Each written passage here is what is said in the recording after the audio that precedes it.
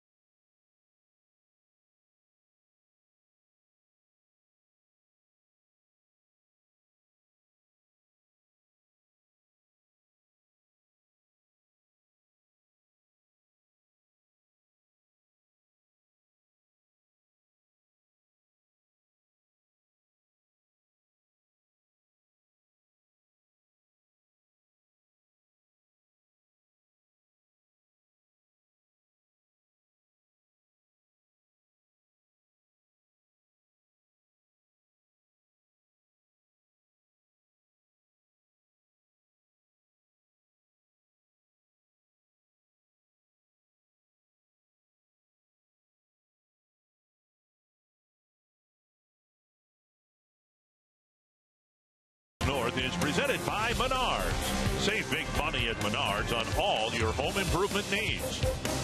And by Dodge. Keep summer performing with great deals now during the Dodge Labor Day sales event.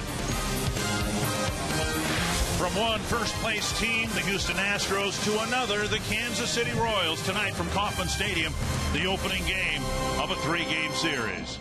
And we welcome you to Kauffman Stadium. Dick Bramer joined for the rest of this road trip by Roy Smalley. It's a foregone conclusion. The Kansas City Royals are going to get to the playoffs. The Twins are fighting for every win they can get. And tonight they hand the ball to Tommy Milone. And Tommy Milone and his opponent tonight, Ventura, could not be more different kinds of pitchers. Tommy Milone, seemingly unflappable, doesn't show much emotion. A little change up there, a little sinker there, sometimes a little curveball. His stuff is not something that you would call electric, but he knows how to pitch, and he's here and there and back and forth and seems to get the job done. It's said in sports it's not who you play, but when you play them, and within that, it's not who in baseball you're facing, but when you're facing them. This is not a good time to be facing Yordano Ventura. And Yordano Ventura, as I alluded to just a minute ago, exactly the opposite from Tommy Milone. Wears his emotions on his sleeve. At least he has this his young career. They say he's getting better at that, but you don't need to get much better with that stuff. 98-mile-an-hour fastball, a devastating downward late-breaking curveball. This is electric stuff. And the Twins will face Ventura in the opener against the Kansas City Royals, the 5th series of 6 between the top 2 teams in the American League Central.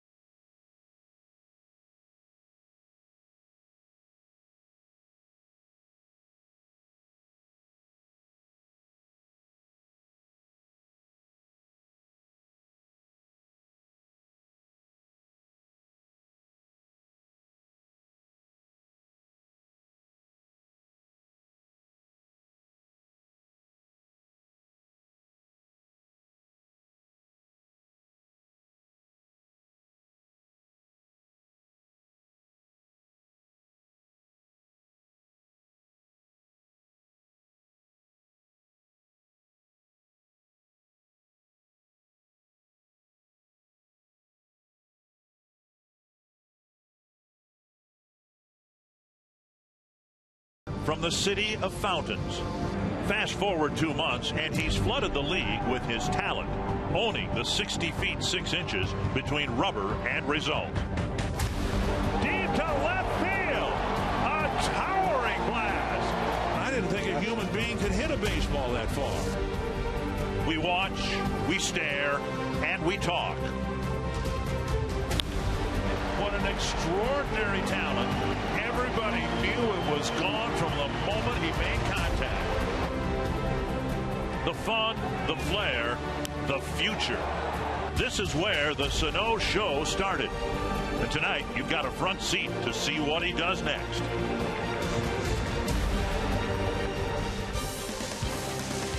And Miguel Sano telling me before the game today that his hamstring feels a lot better. Not 100%, but a lot better. And as Paul Molitor joked, it's not exactly like he's been running the bases a lot lately with all the strikeouts. But the Twins are hoping that Sano will be able to help the Twins win a couple of games here, at least in Kansas City.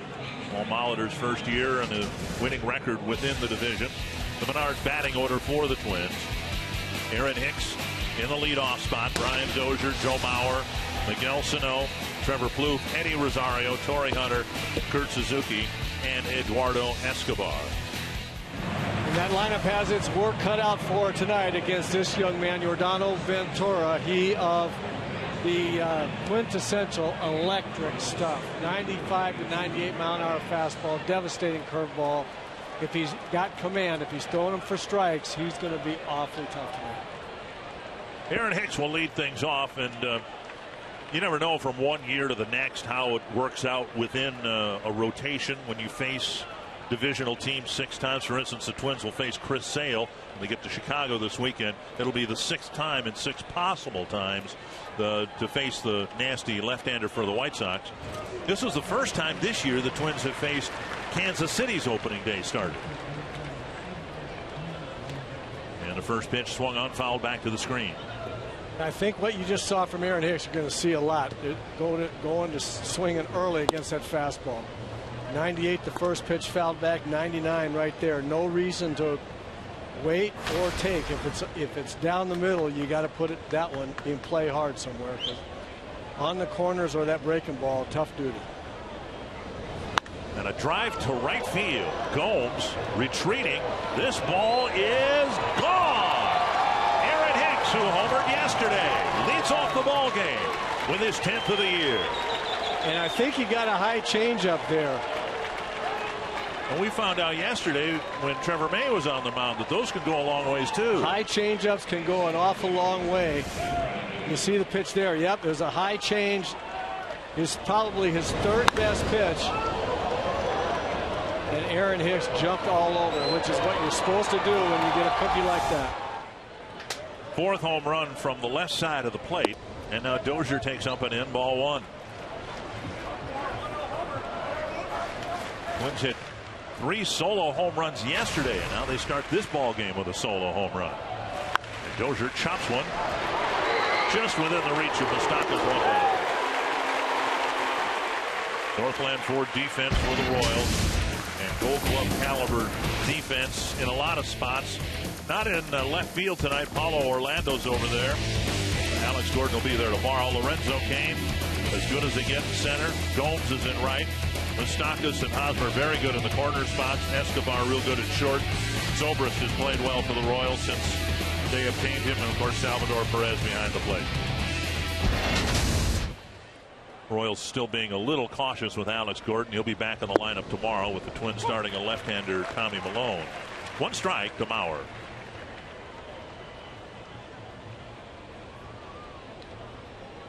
Hicks rapidly now in September getting to double digits in home runs. Twins hope that Mauer gets there. He's been stuck on 8 for a while. 1-1. Twins have now hit 131 home runs. This is their 137th game. Checked his swing. They appeal, and it's a strike. 1-2. Really, really tough pitch to lay off of. That thing, after you see 98 miles an hour, that one comes up there looking like a fastball out of his hand and then just disappears. Down and away, 2-2. Of course, for the last couple of years, the Royals had James Shields as their opening day starter. They lost him to free agency, and Ventura finished the season strong last year. Ed Yost decided to let Ventura take the ball on opening day. He had a very unsettled first half. Some emotionally charged incidents were generated with Ventura on the mound, and now Ed Yost says that he's just gotten his confidence back, and he's back to where they thought he would be all year long. This one slapped foul again over the Twins dugout. Suspensions and admonitions, and he was a lightning rod of a lot of the nonsense that was surrounding this Kansas City team early in the season. Well, he's an emotional young man, and he's had to go through a growing process, and they think that he has accomplished that. Mauer checks this time. At least working hard at it. You're going to be a starting pitcher, especially. You need to keep your emotions in check. You can be You could be pumped up to pitch well, but you can't pitch wearing your emotions on your sleeve very well as a starter. Full count. And Mauer swings through a 99-mile-per-hour fastball, 2 down.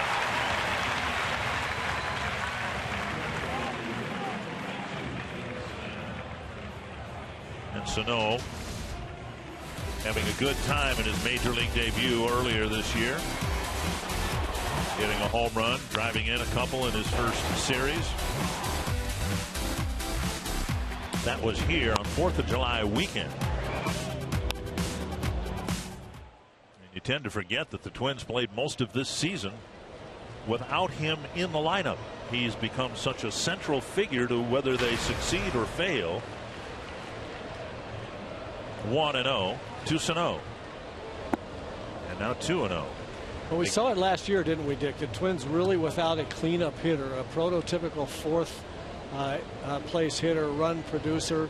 Thought it might be Kenny Vargas this year, and that didn't work. Doesn't mean it won't work at some point in time for Kenny's.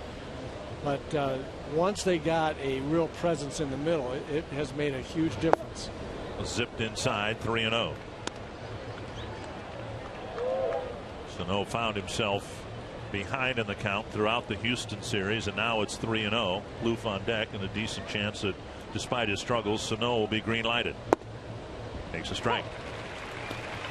9 strikeouts in his last 10 at bats, and 86 strikeouts in 192 at bats in his rookie season. And there's ball 4. Sano gingerly trots to first.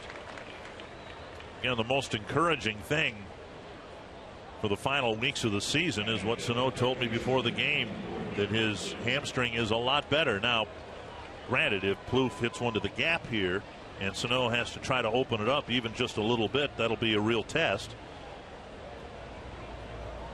Let's hope that happens with Plouffe at the plate and 2 down.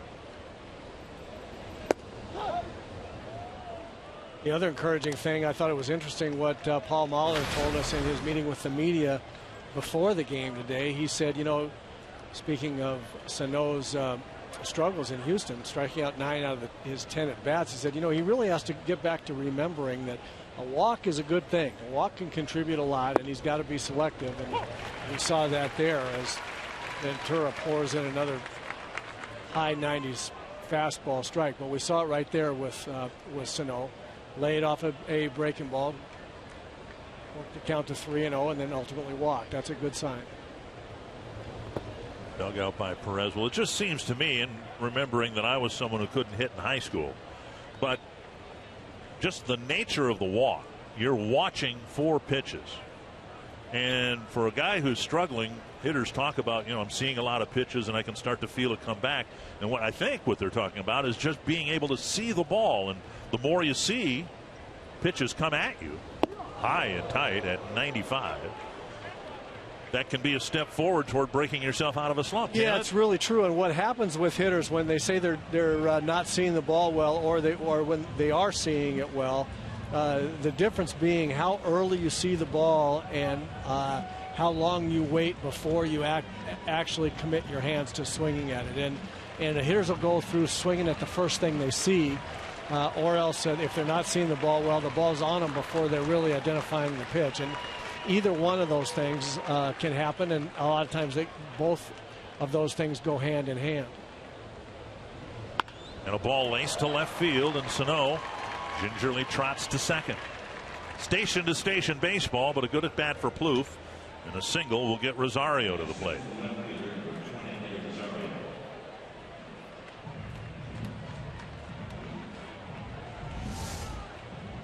Well, you're right. A good at bat here by Trevor. Got a ball up in the strike zone. Had the big end of the bat on top of the ball. Very good swing. For Trevor, puts runners on first and second with 2 out. And now Rosario. Rosario with 9 home runs. Might be the next guy to get double digits in home runs.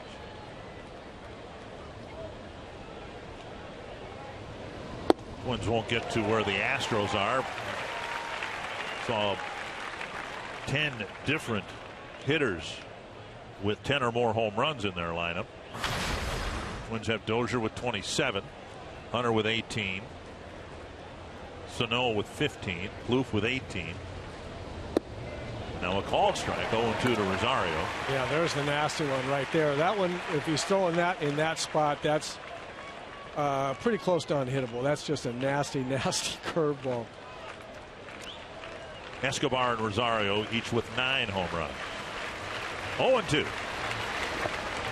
Another nice block by Perez. Royals did not take batting practice today, but they spent about 5 minutes after the Twins took batting practice working with their catchers, Perez and Butera, on doing just what Perez did. It's not very often you'll see catchers getting worked out on blocking pitches during the season, but the Royals did that today. Rosario swings at one that almost hit his back leg. Twins get a couple of hits, including Aaron Hicks' second leadoff home run of his career. It's 1-0 Twins.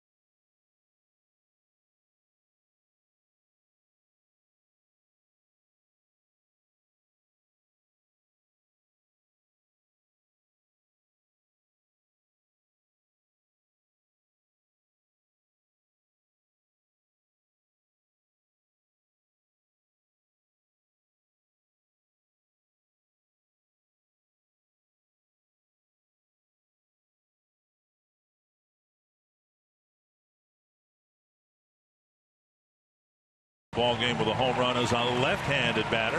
Ned Yost got his team into the playoffs last year as a wild card team. They won 89 ball games, and they're rapidly closing in on that mark here in early September. The Menards batting order for the Royals. Ben Zobrist has been moved to the leadoff spot with Alcides Escobar dropped tonight. Lorenzo Cain, Eric Hosmer, Kendrys Morales having a tremendous year for the Royals. Johnny Gomes, Mike Moustakas, Salvador Perez, Paulo Orlando, and Alcides Escobar. And Tommy Milone on the mound for the Twins, and we are going to see stuff that's not exactly the same as Giordano Ventura's stuff, but this young man can make guys swing and miss and look funny as well. Just a little bit different route. And he delivers a first pitch strike to Zobrist, who's been tremendous since coming over to the Kansas City Royals. And off the outside corner, 1-1. Zobrist for the Royals hitting .326 with an on-base percentage of .409, slugging percentage of .504. On the outside corner, 1-2, and Zobrist looks back. That's a key pitch for Milone, and sometimes it seems from up here that so much of Malone's success or failure on any given start, the ball hit to center, but Hicks is there for the catch, one away. Take a look at the Twins out in the field. Eddie Rosario is in left. Aaron Hicks is in center. And Torrey Hunter, 3 hits yesterday, getting the assignment in right. Plouffe, Escobar, Dozier, and Mauer, the infielders. Suzuki behind the plate. Whether it's Milone tightening those pitches up around the outside corner just a little bit, or the umpire simply giving him the call, he seems almost umpire dependent, home plate umpire dependent, because he does not have a 99-mile-per-hour overpowering fastball. Well, that's exactly right. He is umpire dependent, and that doesn't mean that he needs the umpire to make bad calls and give him pitches too far off the plate, but he's got to get the ones that are on the corners. There's no question. Soft liner to left center field. It'll drop in front of Rosario for a 1-out hit for Lorenzo Cain.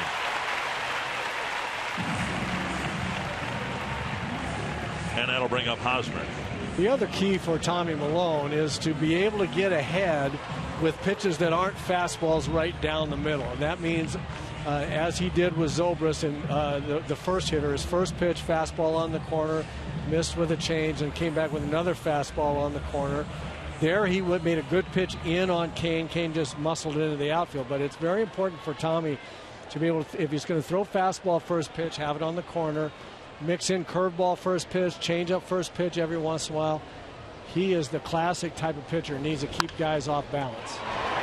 And Hosmer sends a roller through the right side. Cain will try for third. Spun his wheels a little bit, but he's there. And Hosmer just simply hit a ground ball in a good spot. First and third, one away. And that'll bring up Morales.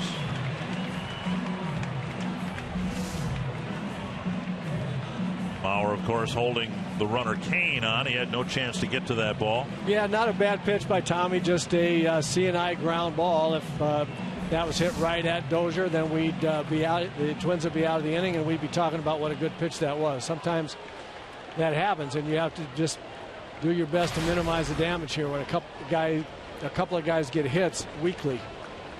Kendrys Morales with 99 runs batted in. Number 100 is sitting at third base. Lorenzo Cain with one down.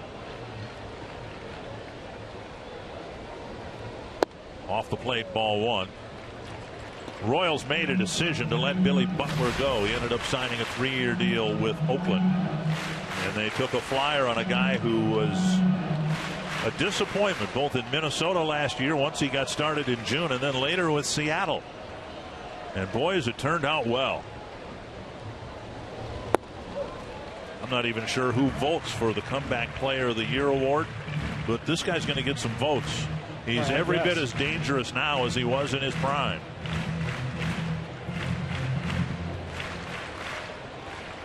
(2-0). Morales just 3 for 21 against Tommy Milone.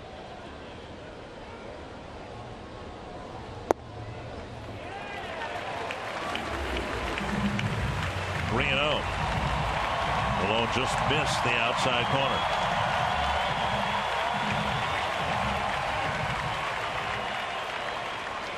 Gomes on deck.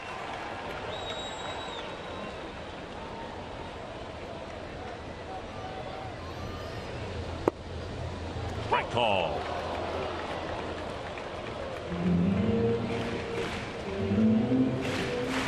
Morales hitting about the same from against both right-handers and left-handers. Malone hoping to get a ground ball hit at somebody and get out of this first inning jam.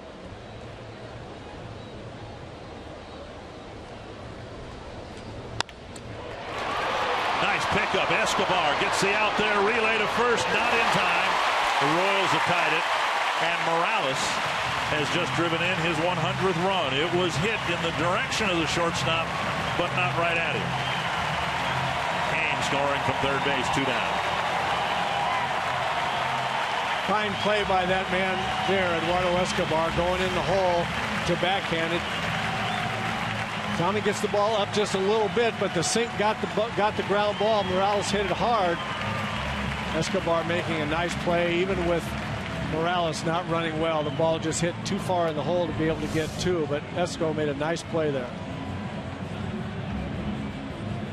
And now another nice pickup for the Royals. Johnny Gomes picked up about a week ago. Kansas City, his 16th. Gomes coming over from the Braves. 100th run batted in for Kendrys Morales.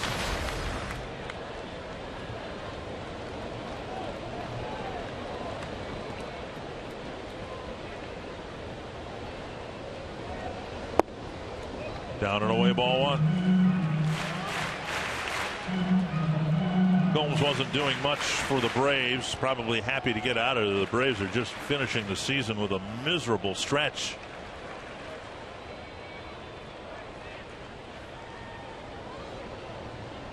It just 221. for Atlanta. And again, missing that pitch down and away, a pitch that Malone needs to either hit in the strike zone or get the call, one or the other. Or get hitters to swing at that pitch if he can. And he is, except for Kane, has yet to go inside on right-hand hitter. And there's a strike, 2-1. Malone had it going in his last start. 7 sterling innings against the White Sox, giving up just 3 hits, didn't walk anybody. Men's bullpen completed their 3rd shutout of the year.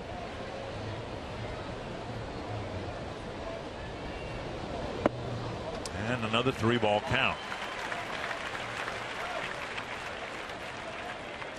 Stockus on deck.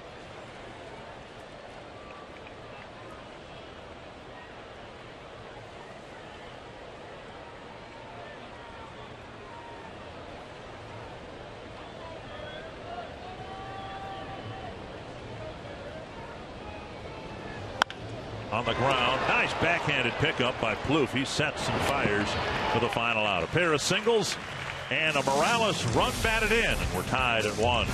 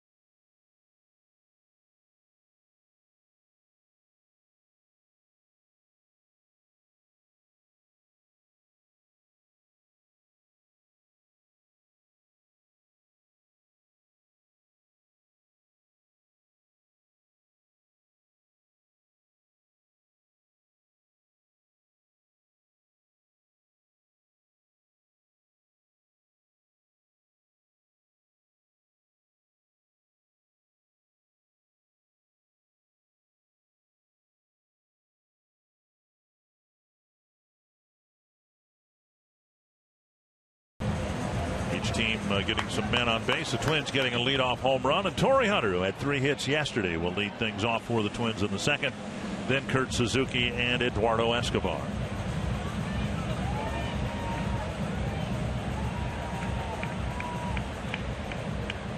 Good to see Torrey get those 3 hits yesterday. As we know, he's been scuffling of late. Not the Torrey that we saw for the whole first half, and maybe those 3 hits will get him going. First pitch grounded to a bad spot. And Hosmer's able to keep a foot on the bag. Hunter retired on 1 pitch. But again, a Twins batter attacking early in the at-bat, not wanting to face that nasty curveball. Well, 2 things about a guy with this kind of stuff. The first one is no sense swinging early in the count on balls around the perimeter of the zone. They're just too hard to hit. So you want something in the middle. And the other thing is, when you get that fastball in the middle, you have to get on it right from the time you step in the box, and then hit it when you get it. That man right there knows if a guy's throwing 97, 98, 99, and has a good curveball, you better get on that fastball and hit it right there. That pitch right there, you got to hit that one. You can't take it. You can't foul it back. 1 strike to Suzuki and Escobar.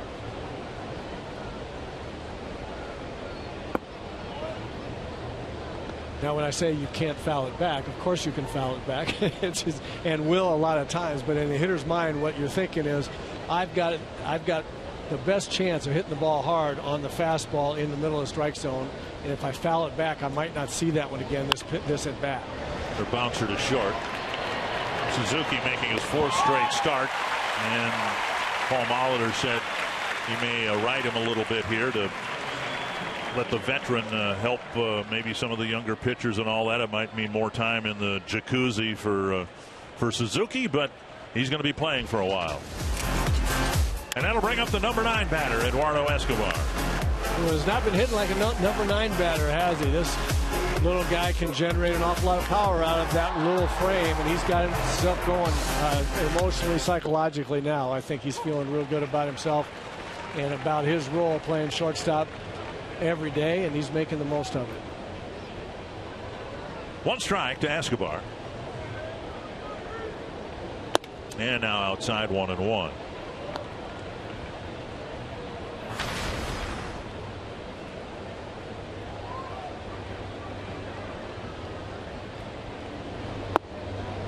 Two and 1.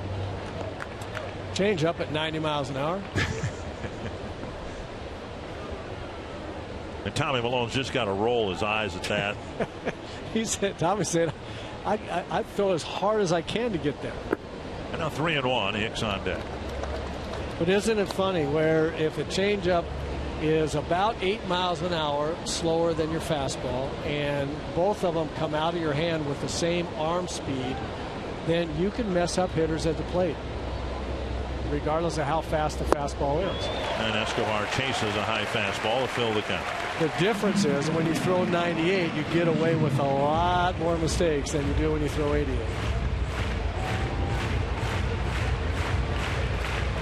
Full count to the number 9 batter. And he took a walk.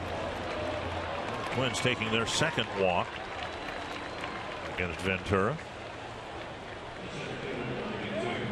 Get us back to Hicks.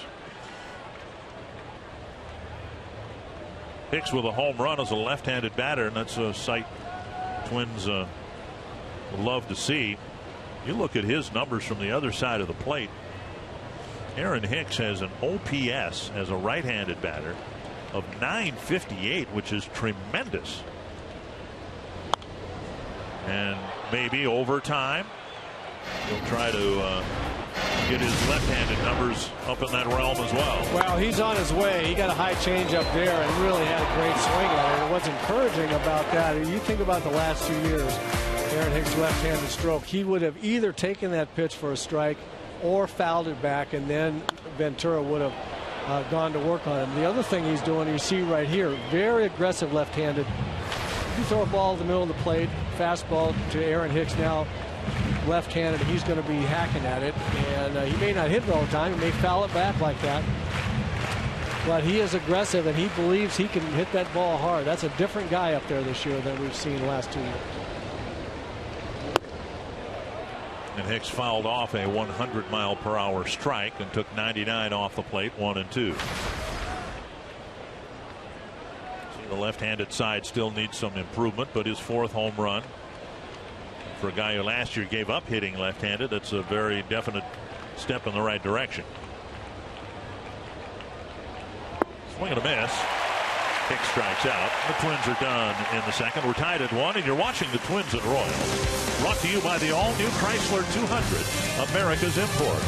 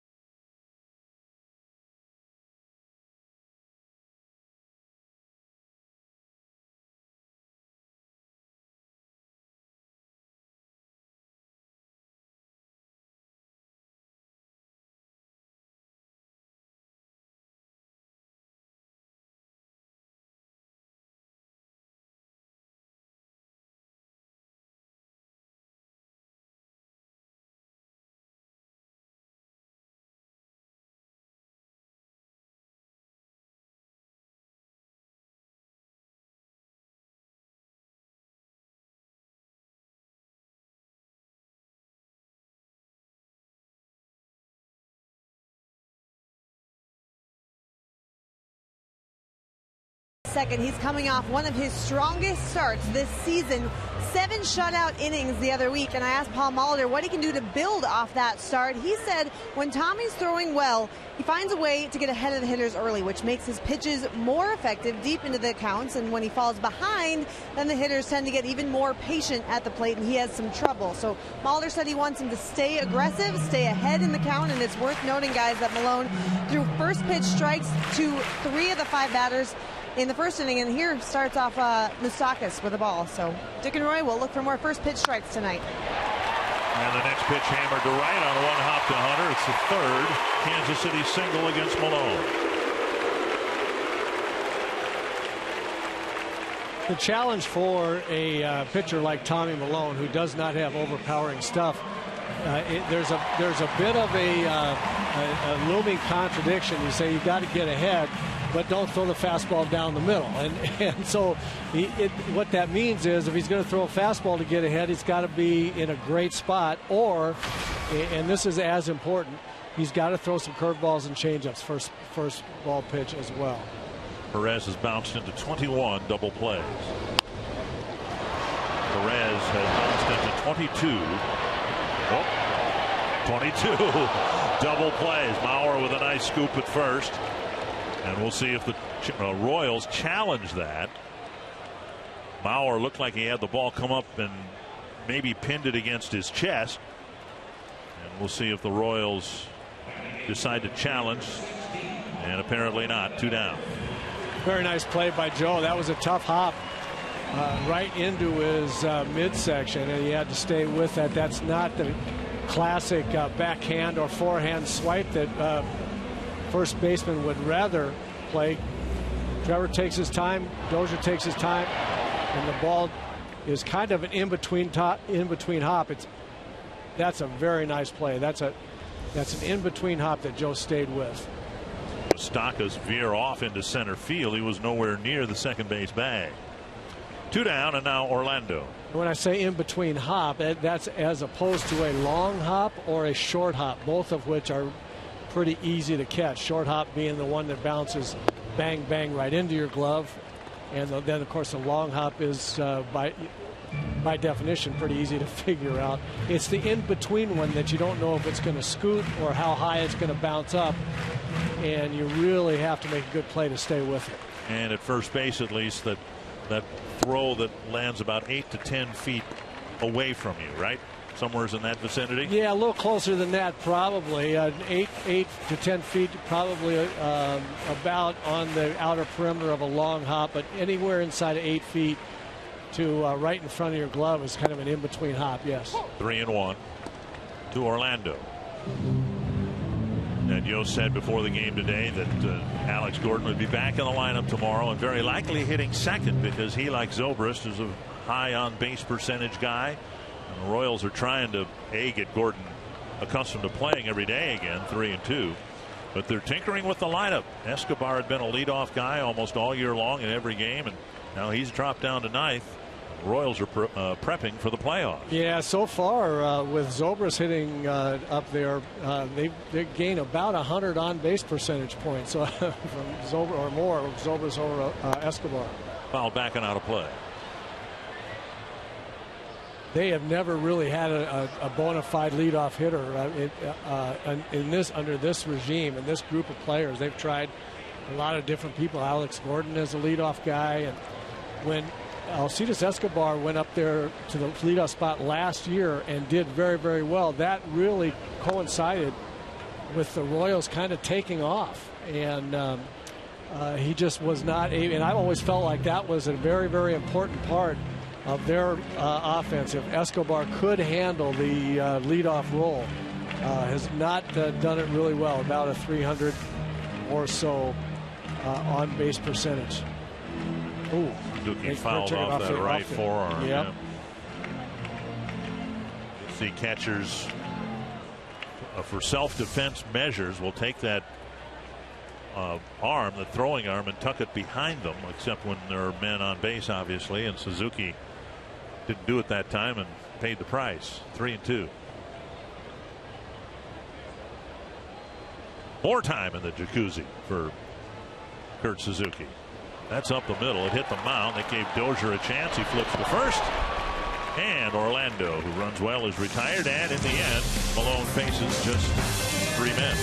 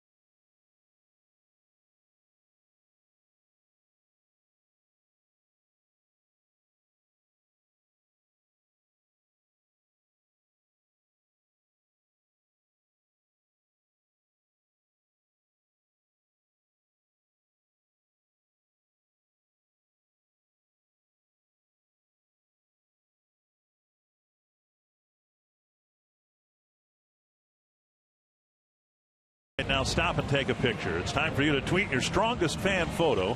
Use North Data Strong Fan and you might just see yourself in an upcoming broadcast brought to you by T-Mobile. Tied at 1, we go to the 3rd inning. It'll be Dozier, Mauer, and Sano in the 3rd. Dozier with a bouncer to 3rd his first time up. And a pitch lifted foul over the screen, 1 strike. Dozier with a home run yesterday in Houston.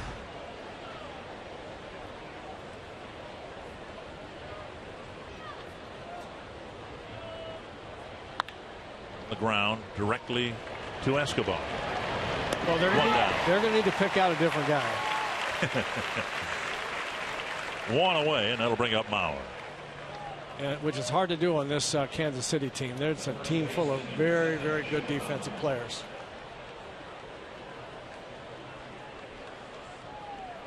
Mauer struck out against Ventura, who has 2 strikeouts. He got Rosario to end the 1st inning. Tough road trip for the Twins, both in terms of duration. 10 days, 9 games. 2nd consecutive road trip that covers 3 cities and 9 or 10 games, ball 1. But also who the Twins are playing. 2 of the best teams in the league. 2 of the best pitching staffs in the league. Houston and Kansas City. And the road trip finishes this weekend in Chicago.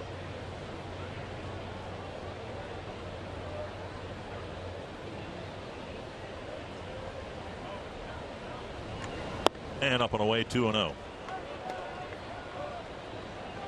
And we mentioned in the pregame show, I think, that the Twins are right now roughly where the Royals were a year ago. Now, the Royals were also fighting for a division championship. Finished a game behind Detroit. And so the Twins aren't there. But they ended up getting into the playoffs as a wild card, and they won the wild card by 1 game. They were down by 4 runs in the 8th inning to the Oakland A's in the wild card game. Came back and won it and rode that spark all the way to Game 7 with the tying run 90 feet away in Game 7 and the loss to the Giants. And what they've done, when a lot of people thought that not that it was a fluke, but that they'd have a hard time repeating that success, is they've taken it to the next level. And they've proven that it was not a fluke. Yeah, I never thought that was a fluke, and I didn't understand the detractors this year thinking that they might not be able to repeat.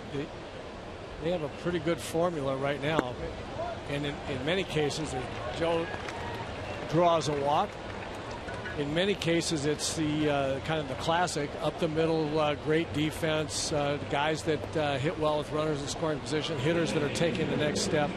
But it's also a little bit of the non-classic way to do it in terms of the pitching staff. They've parlayed great 7, 8, and 9 inning bullpen guys into shortening the game to basically a 6-inning game. And I've never really seen that before. Very interesting. Sano takes strike one.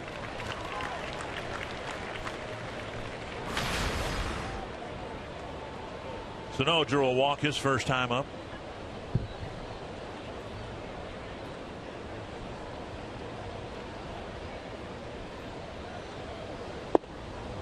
And over for strike two.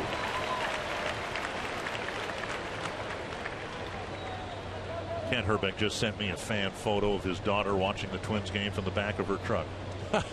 But he sent it to me, so you know it's not going to be our fan photo of the game. And a half swing, strike three. Sano's gone, 2 down.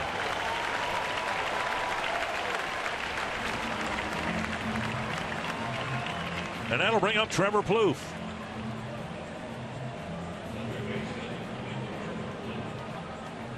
There's some concern here in Kansas City, not so much about Ventura, who's really rounding into form here at the right time of the year, but some concern about Johnny Cueto, whom they acquired from the Reds. Cueto's come up with a few stinkers in a row, including his game yesterday. And the Royals obtained Cueto to lead this rotation for what they hope will be another deep playoff run. 2 hopper to Escobar, easy play ends the third, and it's still 1 apiece here in Kansas City.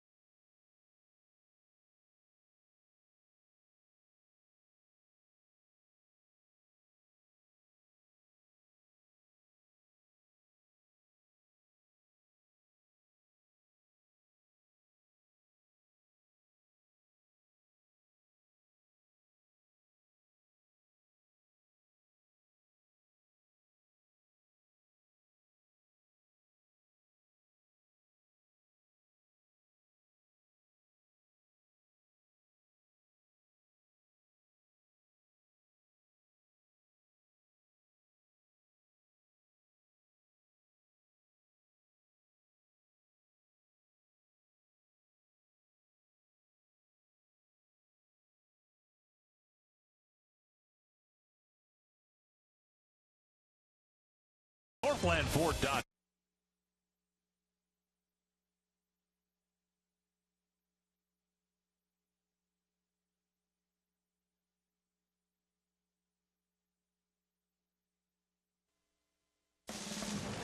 Twins baseball on Fox Sports North is presented by Century Link, your link to what's next. By Northlandford.com and your local Northland Ford dealer. And by Grand Casino. The best stories start here. Meaningful September games in this game and the other 2 in this series. A little more meaningful to the Twins than the Royals. The Royals will coast into the playoffs, barring an historic collapse. And Escobar will lead off the third against Tommy Milone, who's given up 3 singles. The Royals got a couple of them to tie the game in the bottom of the first. Escobar fouls it back. You look at Escobar's numbers, and on the season, his numbers offensively are much more suitable. A number 9 hitter, hitting .260, an on-base percentage of less than .300, and a slugging percentage of just over .300. 1-1. Escobar, Zobrist, and Kane in the Kansas City third.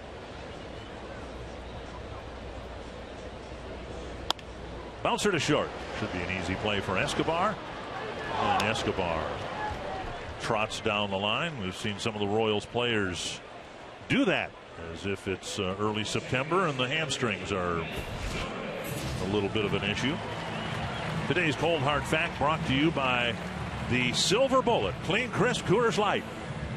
You can see Tommy Malone's average fastball velocity.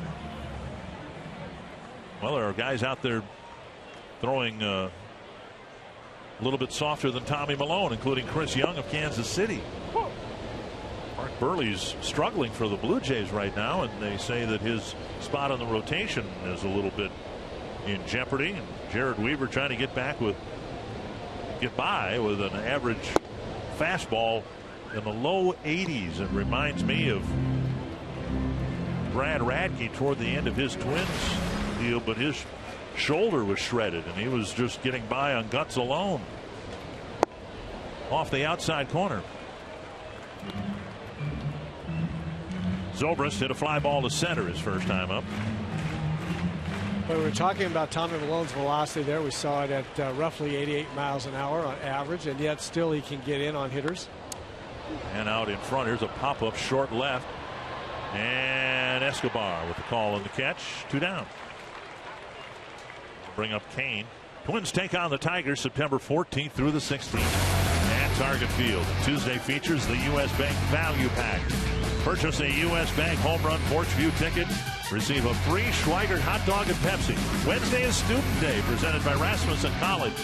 Standing room tickets just $5 for students, and that includes a free ride on Metro Transit. Call 800-33-TWINS. Visit twinsbaseball.com to get your tickets today.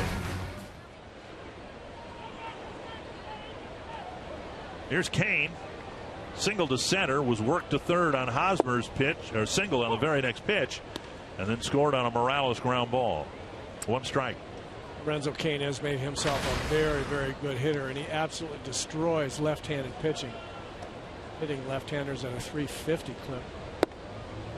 Side 1-1.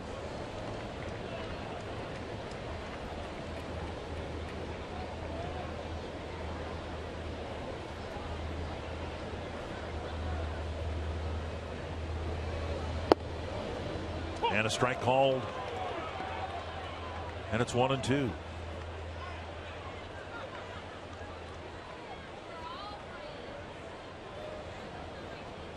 Royals last year got into the wild card with 89 wins, 73 losses. And if that's the magic number again this year, the Twins have some going to do. It's not a very properly crafted sentence, but I think you know what I mean. You're absolutely right about that. How about both of those things? Thank you. It'll be a long week, folks. But you are. I know what you were saying, and you're absolutely right. I don't think it's going to take that many games though for the wild card. I really don't. I think 85 or 86, maybe. 3-2 to Lorenzo Cain, and a ball hit to center, and almost right at Hicks. It's a 1-2-3 third. We got a tie game going to the 4th.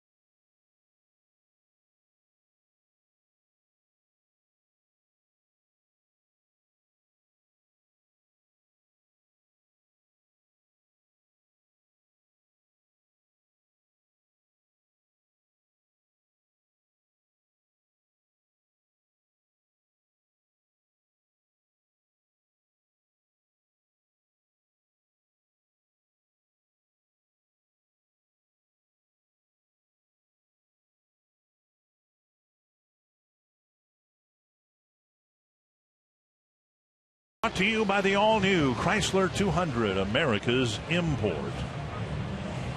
September, teams are allowed to add a coach, and at least for the first couple weeks of September, starting today for the next week or so, Ivan Arteaga, who's the Fort Myers pitching coach, been added to the coaching staff, and just a wonderful man and a great addition. He's from Venezuela, and he's more bilingual than I am monolingual. He just speaks English very well, and he's a wonderful guy to have on this team that has over the last year or two been filled with more Latin ball players. So it's great to have Ivan with the ball club for the next couple of weeks. Eddie Rosario leading things off against Ventura, and he hits a solid single to center field, leading off the fourth inning. Well, that's what you have to do against Ventura. As we've been talking about, his stuff is so nasty, but you can't throw nastiness every single pitch, and you get a little hanger like that in the middle of the plate, and you got to do something with it. We saw Miguel Sano strike out because he took a fastball down the middle and then a high curveball, then checked swing, strike three on a nasty curveball. You got to be ready for the ones that he doesn't mean to throw, those balls in the middle of the plate. Now Hunter hit a grounder to short his first time up, squaring to bunt and taking a fastball at the knees. One strike. Twins have had some base runners. Ventura's walked one man in every inning. The Twins have 3 hits but have only scored on the Hicks home run.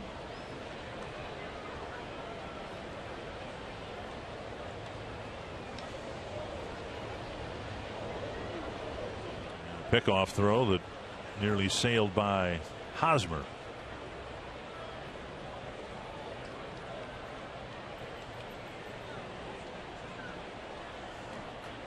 Rosario can steal a base, but the guy behind the plate can throw a lot of people out too. You can see Ventura very quick home, a little slide step. You get a pitcher who gives his catcher a chance, and a guy with Perez's arm, that really goes a long way toward shutting down the running game. 1-1.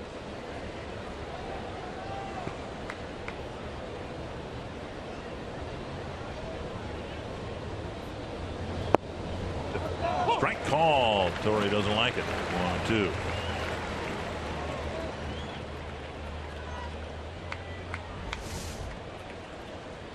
Perfect spot. Yeah, that's unhittable. 97 on that on the black there. That's you just hope you don't get that with 2 strikes. And time called just as Ventura was going to break from the stretch. And now Perez has to go to the mound. These are the types of things, believe it or not, that would get Ventura flustered. And that's why I'm guessing Perez is out there now to say, hey, all right, let's go. Stay locked in. Very animated and less than focused at times. Comebackers to the mound would infuriate him. And now here's a pitch down and away, but here's Hunter asking for time and getting it just as he was breaking from the stretch. Just the very thing that seemed to throw him off his game. Well, you're right. I think he would get thrown off his game very, very quickly. And Royals personnel talking with Rex Hudler and others today. Rex Hudler, the TV commentator. Breaking ball gets a strikeout for the Royals as Torrey gets the nasty breaking ball, but said that he's last 5, 6, 7 games he's really improved. He's really grown as we watch this curveball. And see, the thing about that, it breaks hard and late. That is some tight rotation. You don't see it as a hitter. You don't see it as early as you would a curveball that's less quality than that one. And then it gets up to the plate and just darts down. 5 strikeouts for Ventura. He's had a career high 11 in each of his last 2 starts. Thinking about his curveballs, as I saw it in the first inning, and some of the video that we've shown, it reminds me of kind of Bert Blyleven's curveball is kind of a cross between Ventura's and Tyler Duffy, the Twins. And all of those curveballs broke so late. These two break, and Bert's broke so late Bert's bigger than Ventura's, but not as big and long as Duffy's. But I think Bert's was maybe the nastiest one of all, as nasty as this one is, just because it was like Ventura's, but even bigger. High and tight, 2-0.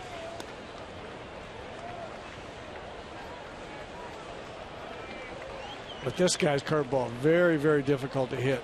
Very late break, very quick, and straight, almost straight down. Really nasty. That young man right there has got a great one too. Totally different. It's bigger. Hitters see it coming better, but it just keeps breaking, and that's not usual. Suzuki's got to hustle to stay out of a double play, and he will stay out of it in part because Rosario got in on Zobrist and affected his throw. 2 down. Stanford Health injury report. More woes for the Orioles, who frankly have not recovered from the Twins' 4-game sweep in Baltimore. The Orioles just 4 wins in their last 20. And Jones is going to perhaps miss some time with some right shoulder stiffness. See, the Orioles have dropped to the bottom along with Boston. Here's Escobar. There's there's a ball line past Hosmer. Suzuki will round second, go to third. Gomes will get it back in to Zobrist, and it's a double for Escobar. Another double for Escobar, and the Twins have something going here now with 2 down. Well, you throw him a low fastball strike, and he can just flat hit that pitch. This is his bread and butter right there. Low fastballs, and when he's in a good groove, you're just not going to get him out down there. His biggest issue is swinging at pitches that are outside of his happy zone, but when he is swinging well and gets the ball down there, he's going to have a good swing at it. Here's Hicks with 2 men in scoring position. Hicks with a home run his first time up, struck out his second time up. Up the middle, and Zobrist backhands it and throws him out. Hicks retired on 1 pitch, and the Twins get 2 hits and strand 2 runners in the 4th.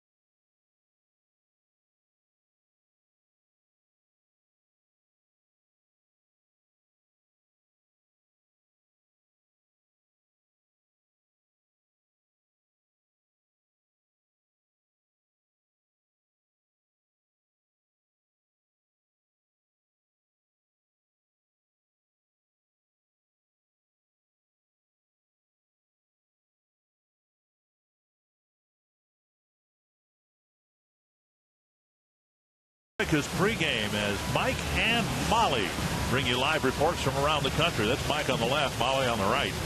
So the latest from the NFL and get you ready for a full night of MLB action. Catch America's pregame every weekday at 4 p.m. Central on Fox Sports 1 and streaming live on Fox Sports Go. You knew that, didn't you? That was Mike on the left. I was pretty sure of that. Here's Hosmer to lead off the Kansas City 4. Malone has set down 5 men in a row. It's actually got 6 outs in that time. Hosmer takes strike 1. 41 pitches through 3 for Malone.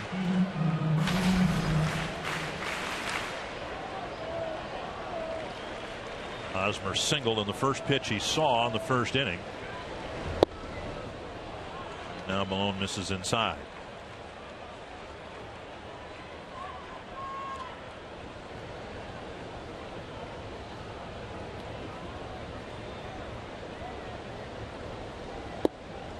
And Malone tried to get that pitch over the inside corner again, but missed. 2-1. He's just missed that corner on both left-handers and right-handers several times. He's not missing by much. Just hasn't quite found that perfect spot on that corner, but he throws a nice breaking ball there and get the easy ground ball to Dozier. One down. Carsoup.com trivia. Which player has the most starts in the outfield in American League history? Well, would it be safe to assume it was before the designated hitter? I don't believe so.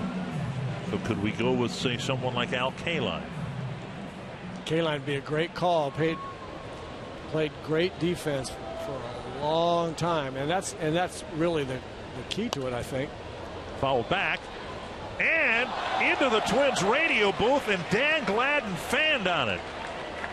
He brings his glove to every game, and he reached up for it and fanned on it. He's got the ball in his hand now, but folks, let me tell you, that was E7, if ever there was an E7.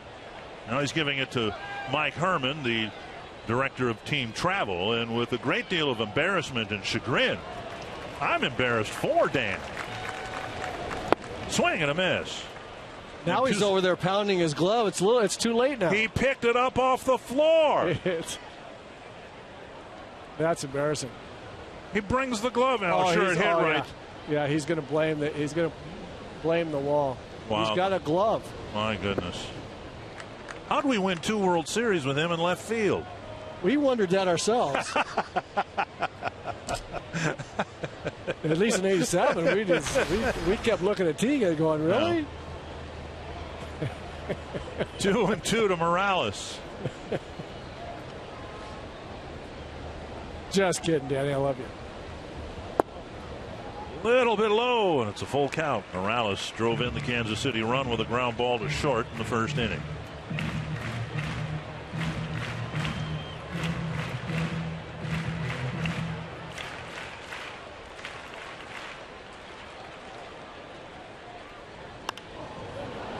Right field line near the tarp, chased by Hunter, and out of play. It's an old line, and I'm not going to take credit for it, but I'm going to go next door during the break and drop it on Mr. Gladden. You know, what do Dan Gladden and Michael Jackson, what did they have in common? And the answer is they both wore a glove for no apparent reason. Well, you could also, look at him trying to explain it. Yeah. We're going to hear about this for the rest of the road trip now. We're going to hear 18 excuses. Skipper to Escobar, 2 down. Well, remember Johnny Carson, the great Karnak, where he would read the answer. Catch 22. Catch 22. It opened up the envelope. What would happen if you hit Dan Gladden 100 fly balls? There you go.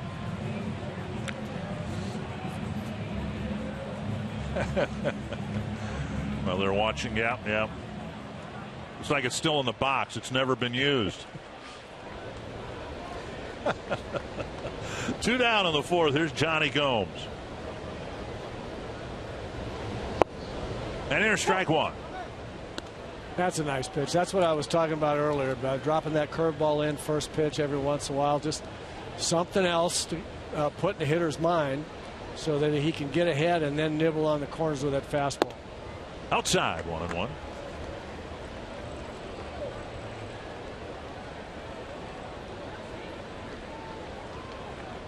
Malone sent down 7 men in a row. 3 of the first 6 batters got singles.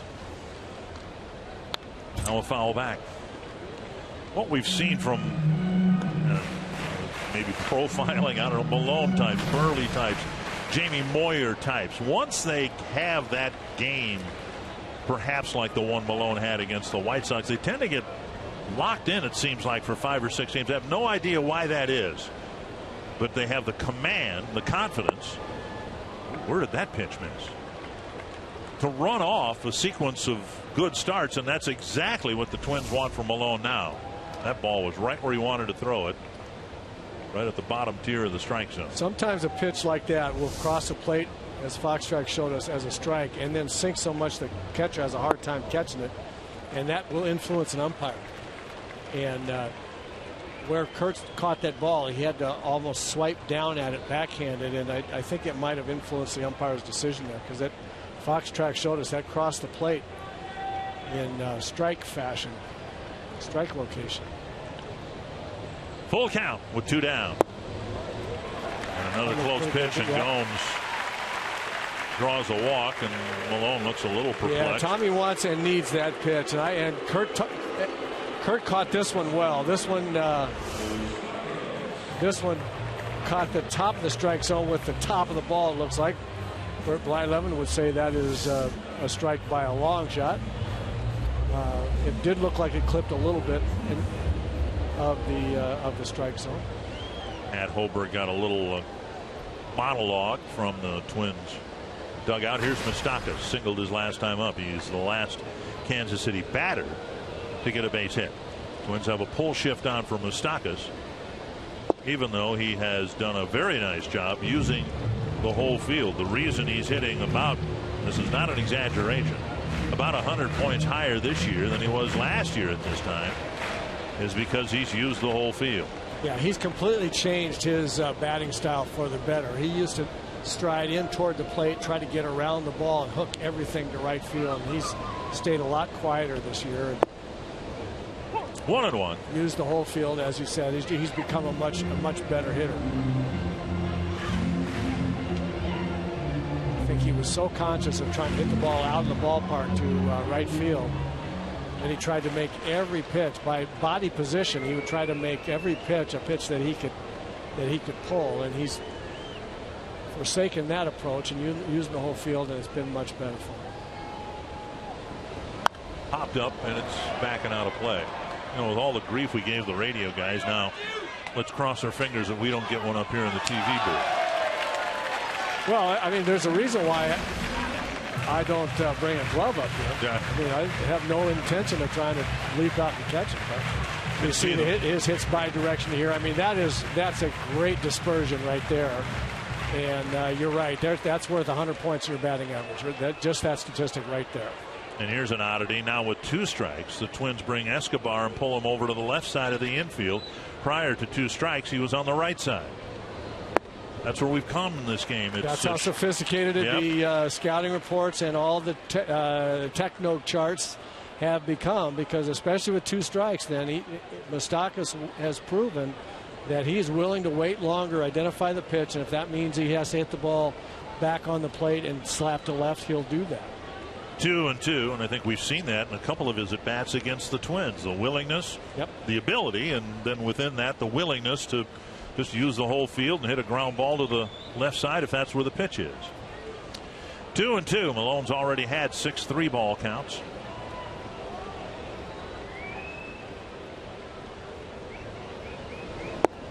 Just missing again. And it's a full count. And now Gomes will leave early from first. Mauer looking in the dugout to see whether the Twins want him to hold Gomes or play back.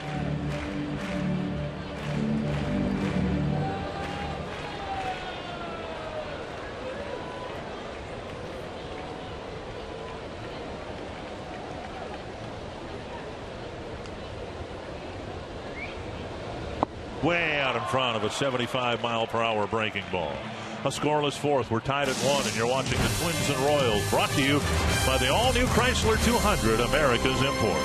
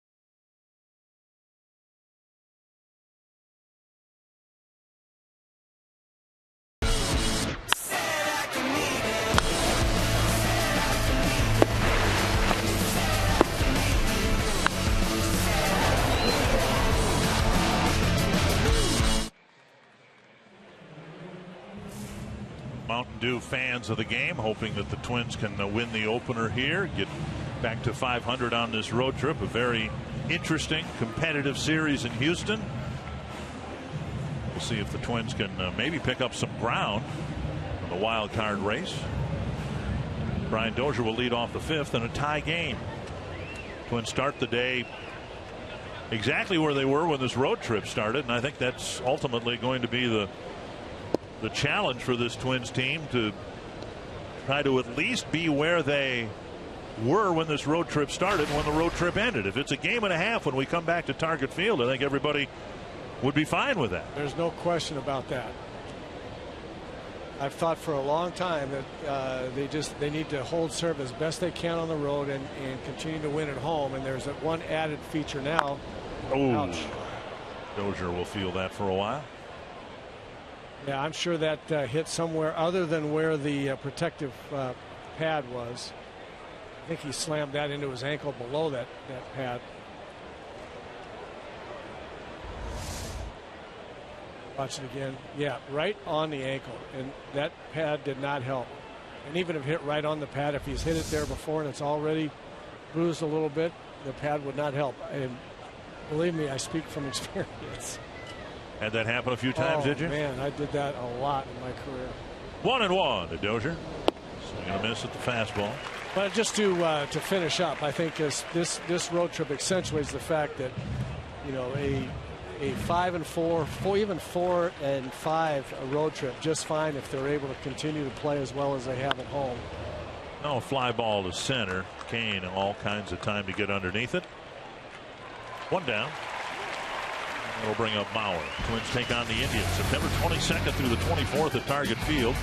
Tuesday features the U.S. Bank Value Pack. You can purchase a U.S. Bank Home Run Porchview ticket. Receive a free Schweigert hot dog and Pepsi. Wednesday is Student Day at Rasmussen College. And again, tickets just $5 for standing room, including a free ride on Metro Transit.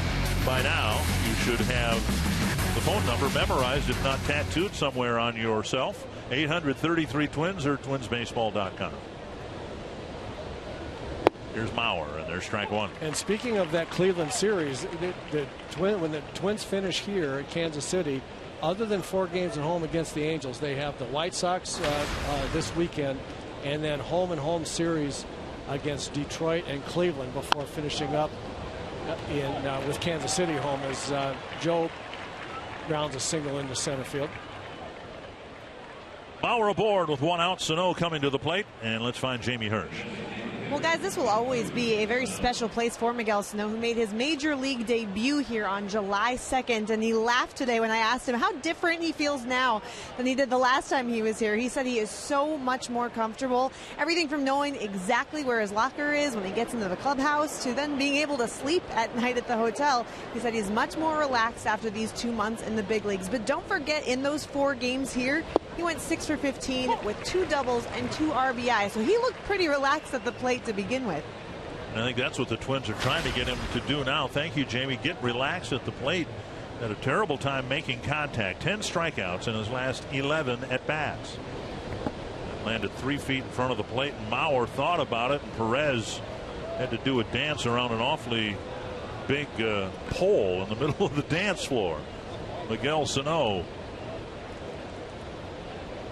Mauer remains at first.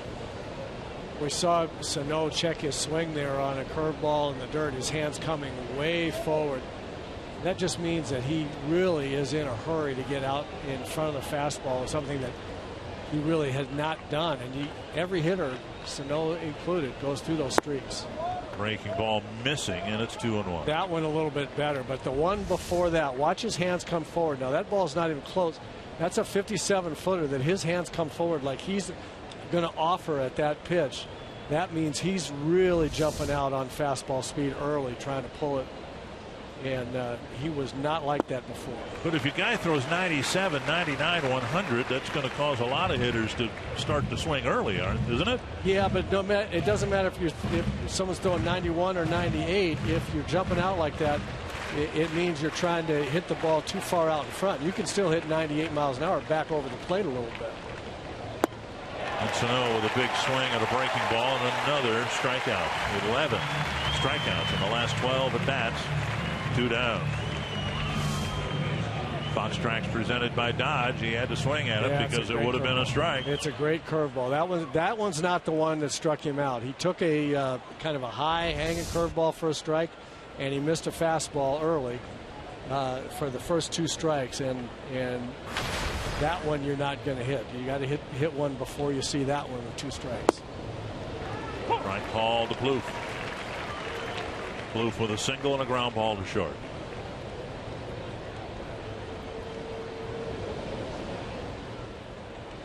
Oakland edged Houston. The Astros came back late this afternoon, but Oakland won it 10-9. Texas has a 3-0 lead in the 8th inning over Seattle. The Twins, who are trying to chase down the Rangers and then maybe the Astros. Texas wins, they'll pick up a game on first place in the West over the Astros. Down and away. Be just a 2-game lead for the Astros if the Rangers go on and win that game.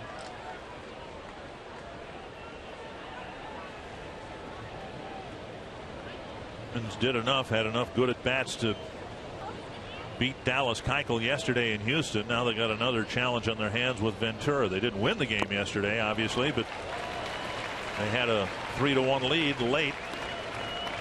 And in the West, Texas is leading.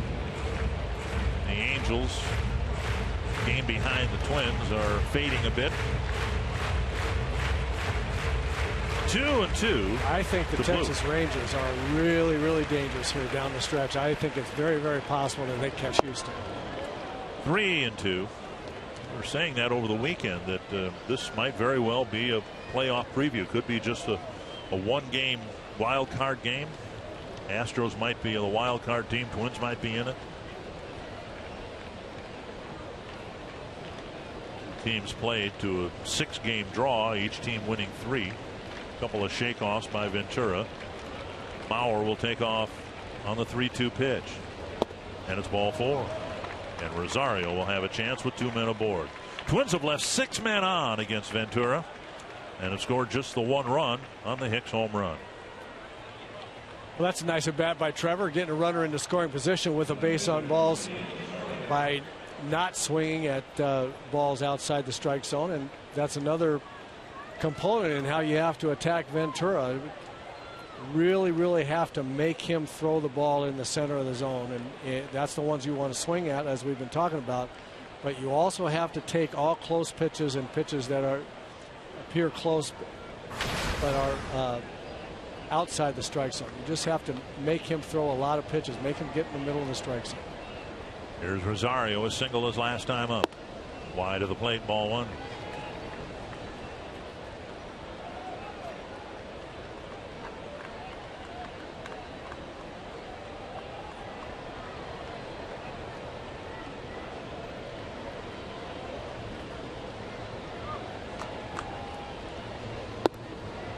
And outside 2-0.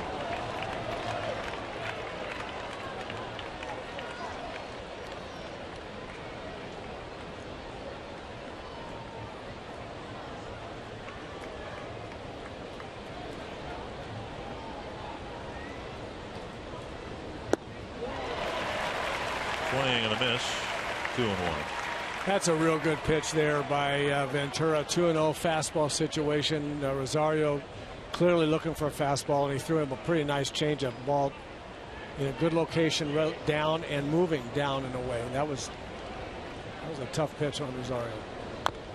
Top foul, 2-2. From the time he arrived, we talked about Rosario and how some people felt he had Carew type hands, and when you look back at Carew's rookie season in '67, and Rosario's numbers by season's end might be kind of similar. Carew hit .292 that year, 8 home runs, 51 runs batted in, 66 runs scored.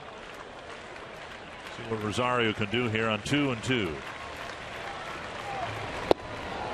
Zipped a 99-mile-per-hour fastball up around his hands. Yeah, he threw him 3 consecutive changeups there, and then threw 99 in under his hands. It's a full count. Could be a big factor here with Mauer at second, Plouffe at first. Neither player runs particularly well. Rosario hoping to get a hit to the outfield, maybe put the Twins in front. They got a piece. Thing we saw in the Saturday win, Rosario's ninth inning at bat that drove in a couple of runs. It might be made to look foolish on a breaking ball a time or two, but he kept getting them and finally put one in play and ended up driving in a couple of runs on a pitch that was in the dirt. There's no safe place to pitch this guy. And that's what the Astros kept doing to Rosario in the most important at bat of the game, throwing him breaking balls down and in. And finally, he golfed one and managed to keep it fair, and it bounced out of Springer's glove. And he was upset at himself right there, Eddie Rosario. He saw that ball well. He had a pretty good swing and a really good curveball. Just swung over the top of it a little bit. And he was visibly frustrated because he saw that one well and had a pretty good swing. Changeup got him. And Ventura with a little bit of taunting towards Rosario after striking him out with an 88-mile-per-hour changeup.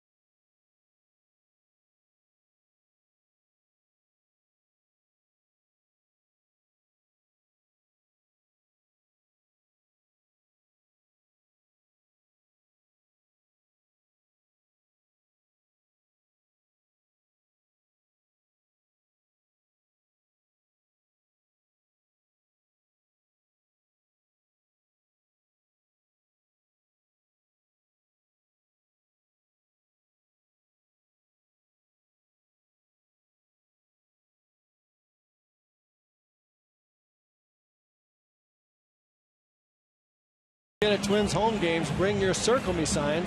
If you get circled, you may find yourself in the Minnesota Lottery Winner's Circle, where you could win $100 worth of scratch-off lottery tickets, courtesy of the Minnesota Lottery.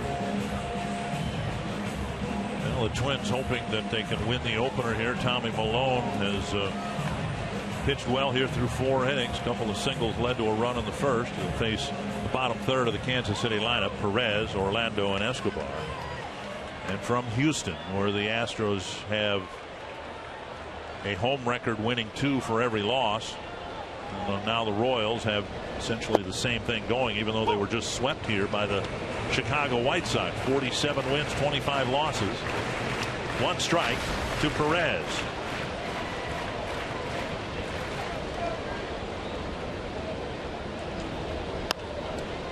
Pop up towards Dozier, just barely in the outfield grass. 1 down.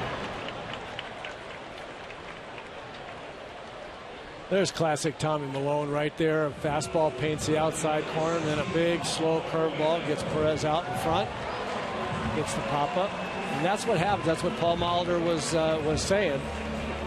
He gets ahead. He can use his other pitches effectively to set up the 3 that he has. So fastball in the corner followed by a 75-mile-an-hour curveball. Sometimes he'll throw that when he's good. He'll throw a 75-mile-an-hour curveball for strike 1. Then he can paint on the corners with his fastball. But it all depends on getting that first pitch strike. On the ground to short, Escobar over to Mauer, and a quick second out here in the 5th. Join Fox Sports North and the Minnesota Wild for the breakaway 10K, 5K, and 1 mile run Saturday, September 19th, benefiting the Minnesota Wild Foundation. All participants receive a T-shirt and are qualified to win 2 sweet tickets for the Wild Oilers game Saturday, September 26th. For more info, visit foxsportsnorth.com. Click on upcoming events on the Hot Topics bar. 2 down here in the 5th, and now Alcides Escobar.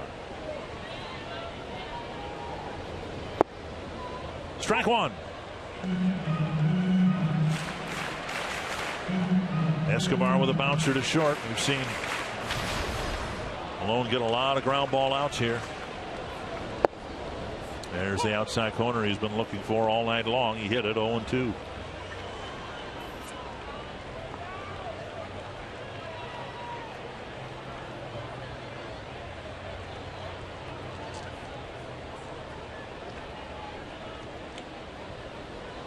And Escobar waves at strike 3.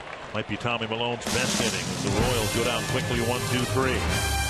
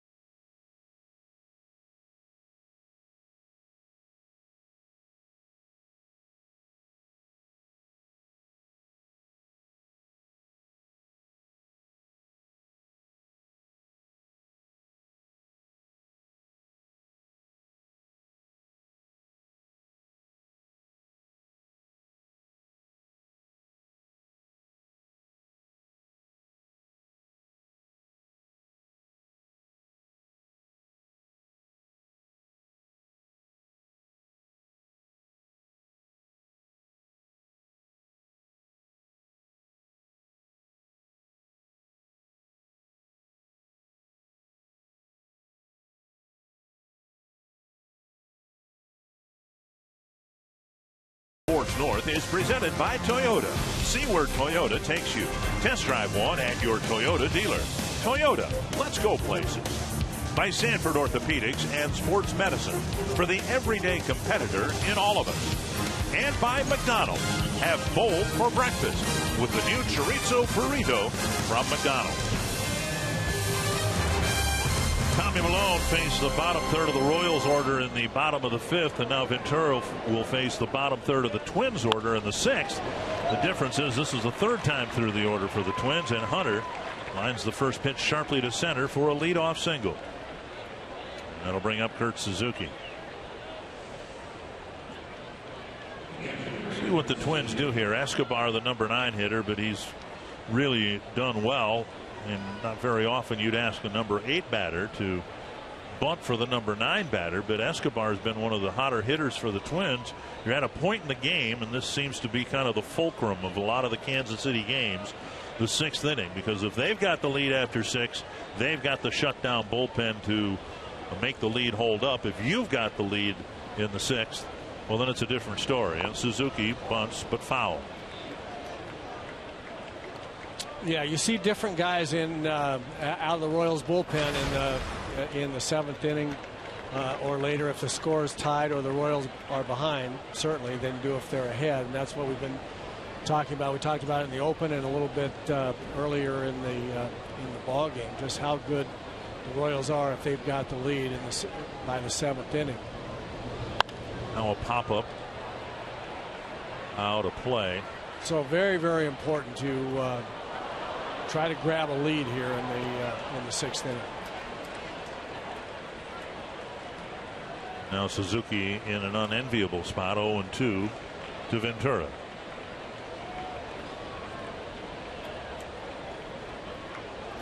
it's not to say that the guys that they might see in the 6th or 7th or later with the score tied or the Twins ahead aren't quality pitchers. It's just they're not the guys that pitch with the lead who are. Great stop by the shortstop, but he can't make the play as he backhands it to Zobrist. Escobar with a great stop, but his flip skipped by Zobrist, and Suzuki will get an infield hit. Nice play to catch the ball, and I was surprised by the exchange and the delivery. He hurried that more than he had to after making a nice play. And for Escobar, Alcides Escobar, he makes that play. He's upset with himself. I bet he makes that play 8 or 9 times out of 10. I was going to say, we've seen him make that play and from a distance. We've seen him make tougher plays than that. Yep. And trying to get a double play in retrospect might have been better if he just tried to do what he could to get the out at second base. Now here's Escobar and see if he's asked to bunt. A liner to right center field, a base hit. Hunter around third. He'll score. Suzuki to third base, and Escobar comes through again.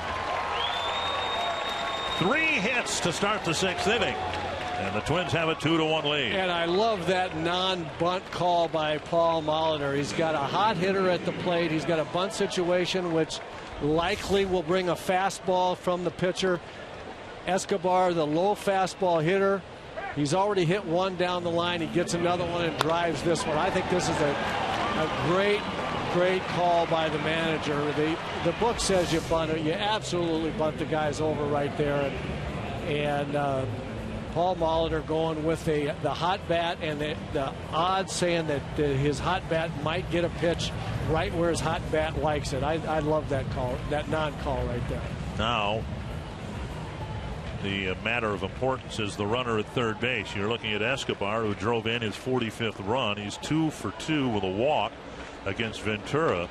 Kelvin Herrera is warming up, and he is available tonight, having defeated a bout of chickenpox. Hicks squares to bunt and takes it in the dirt, ball 1.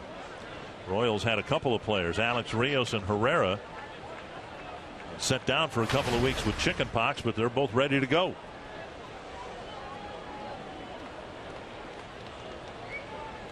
Hicks homer to start the game. A strikeout in the 2nd, a ground ball to second in the 4th.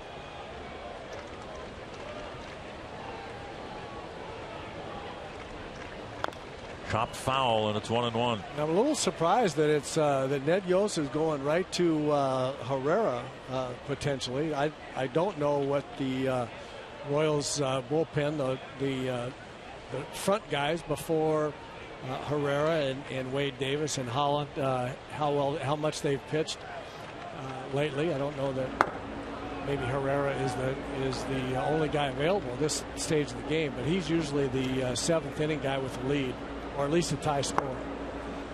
Well, having not pitched in a couple of weeks, maybe just a chance to get him out there before he resumes his normal role. Yep. 1-1 to Hicks. Chopped foul again. That's what I guess that's what I was alluding to. Since he hasn't pitched in a while, the other guys might have pitched a lot more and not so much available. And now it's his turn to get back in there, like you say. Now Hicks understands the gig here. Got to put the ball in play. Ventura with the stuff to get out of this with just the 1 run allowed. But any ball put in play here, barring a pop-up, might score another run. And he chases. 1 down. That'll bring up Dozier.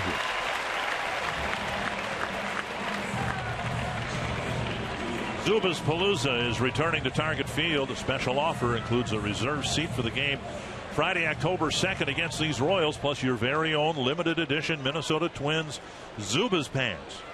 Take advantage of the offer, available exclusively by logging on to twinsbaseball.com/Zubaz. Now big at bat for Dozier.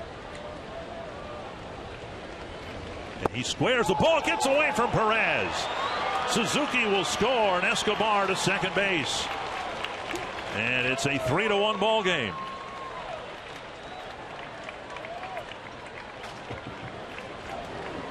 Boy, that really surprises me. Perez went after that ball almost like he was crossed up. This is not a typical Salvador Perez. Well, no, he just came up off of that one.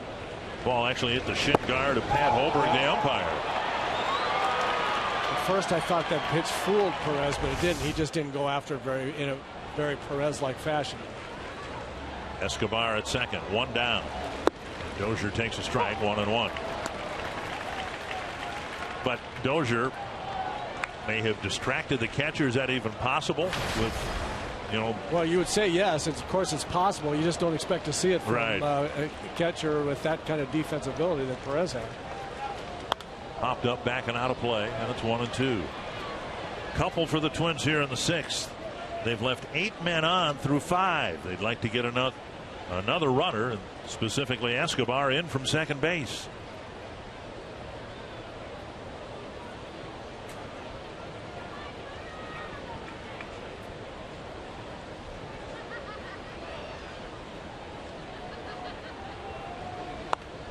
Fouled away.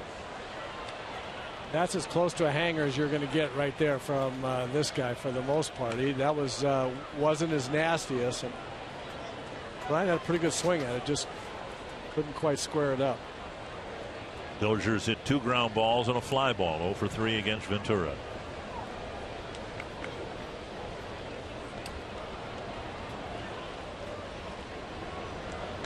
Breaking ball got him. Foul tip, I beg your pardon. Dozier still very much alive.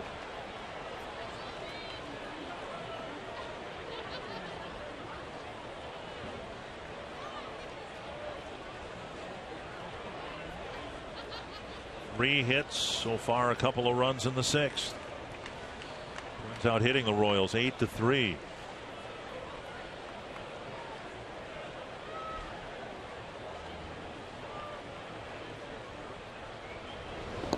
And that one, Perez shoulders to the backstop. And Escobar advances to third. A couple of wild pitches on Ventura here in the 6th.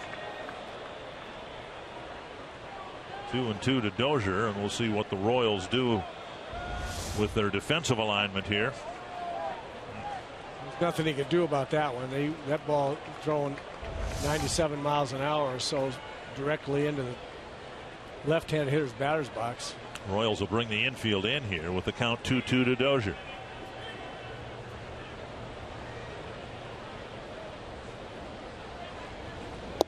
Up high now, 3-2. Mauer on deck.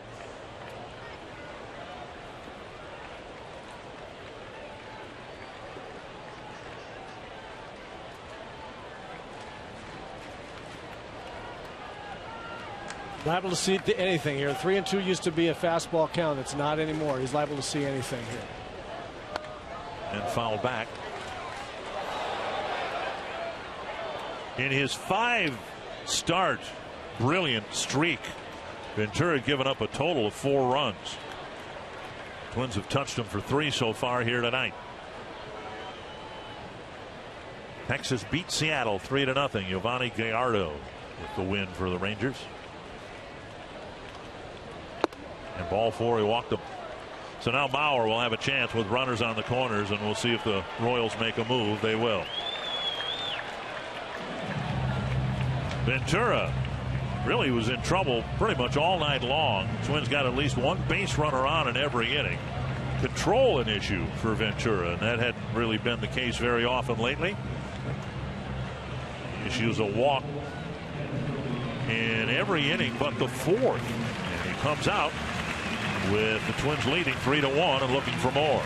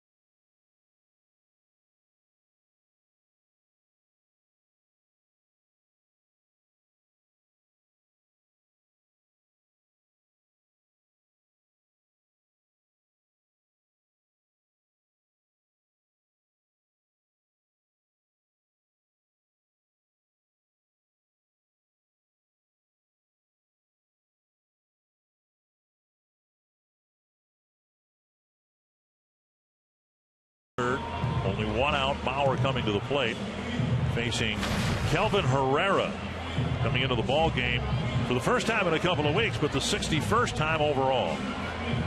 Well, you see the numbers that make a difference here. 53 strikeouts in 59 innings. Opponents hitting only $183. Doesn't walk a lot of guys. About every 3 innings. Just a 2.12 ERA. The guy throws very, very hard. Has a nice little breaking ball for a guy that can throw 100 miles an hour. And Joe, over the years, has done very well in this ballpark. But truth be told, a lot of those numbers fattened up when the Royals weren't very good. Everybody's had a hard time hitting and driving in runs against this Royal team the last year and a half. Just in terms of velocity and stuff, I don't know that Herrera would, under normal circumstances, be the best guy to follow Ventura, because they both throw in the upper 90s. See what Bauer can get done here against a different hard-throwing right-hander. Ball 1. Not very often you'll see a pennant race disrupted by chickenpox, but Alex Rios and Herrera both dealt with it almost simultaneously. They were able to work out. Herrera continued to pitch as he was dealing with the symptoms of chickenpox. The Royals quite relieved that it wasn't as contagious as it could have been. 1-1 to Bauer. I had the chickenpox November of 1963. How about you? I was a little bit ahead of you, as I am in all things chronological. 1-1. The reason I remember is it allowed me to stay home from school and watch everything that unfolded in late November of 1963. 2-1.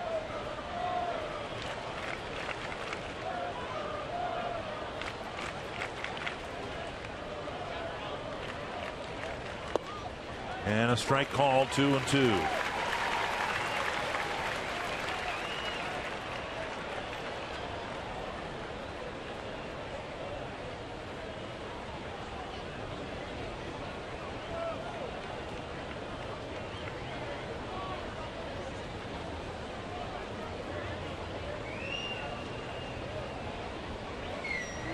Dozier goes and the pitch drilled to center field.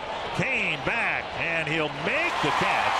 Dozier has to retreat, but Escobar tags and scores, and the Twins have a 3 spot here in the 6th. It's a great at bat and a huge run. A great at bat by Joe and a huge run driven in right there to give the Twins a 3-run lead.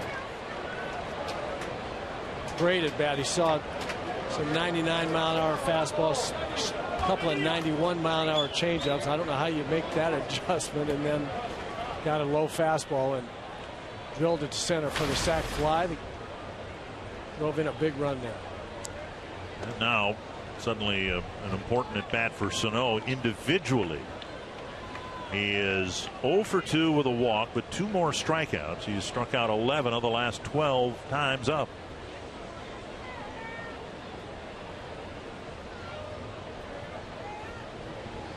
High and tight, ball 1. I think we've seen that the strikeout is just going to be a part of Miguel Sano's game for the foreseeable future. But not a flood of them like this. No, I think it may be, and he will come out of it and get back to making really scalding contact when he does contact. Dozier goes, swing and a miss, and Perez is having a tough inning behind the plate. He's unable to get a grip on the baseball, and Dozier will steal second. And the count now to Sano, 1-1. 11th steal of the year for Dozier.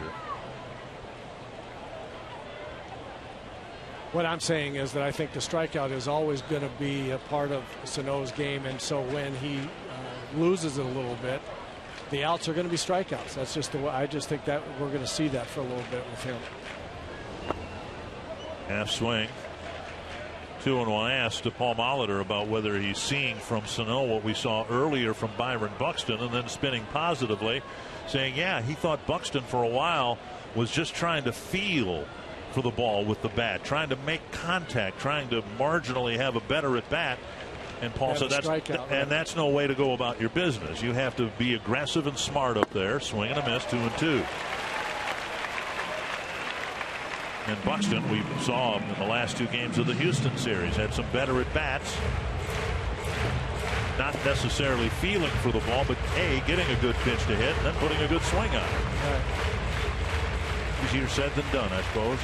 It is at this level. Well, at any level, hitting is just a hard thing to do, and up here it can be really hard. Ball put in play, and Moustakas has plenty of time to throw across, with Sano grounding out the end of the inning. But a good 6th for the Twins. They start the inning with 3 singles, and all those 3 guys came around to score.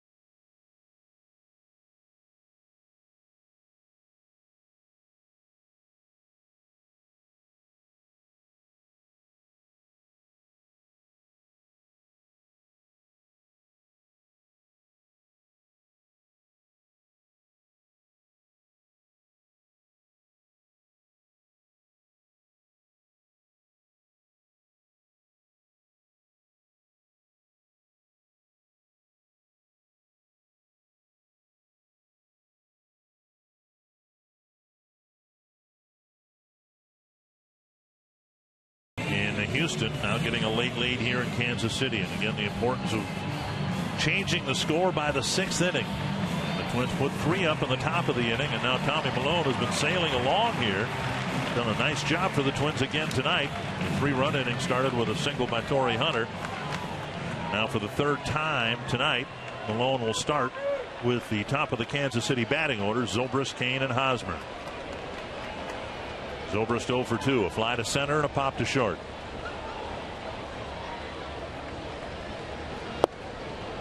Strike 1.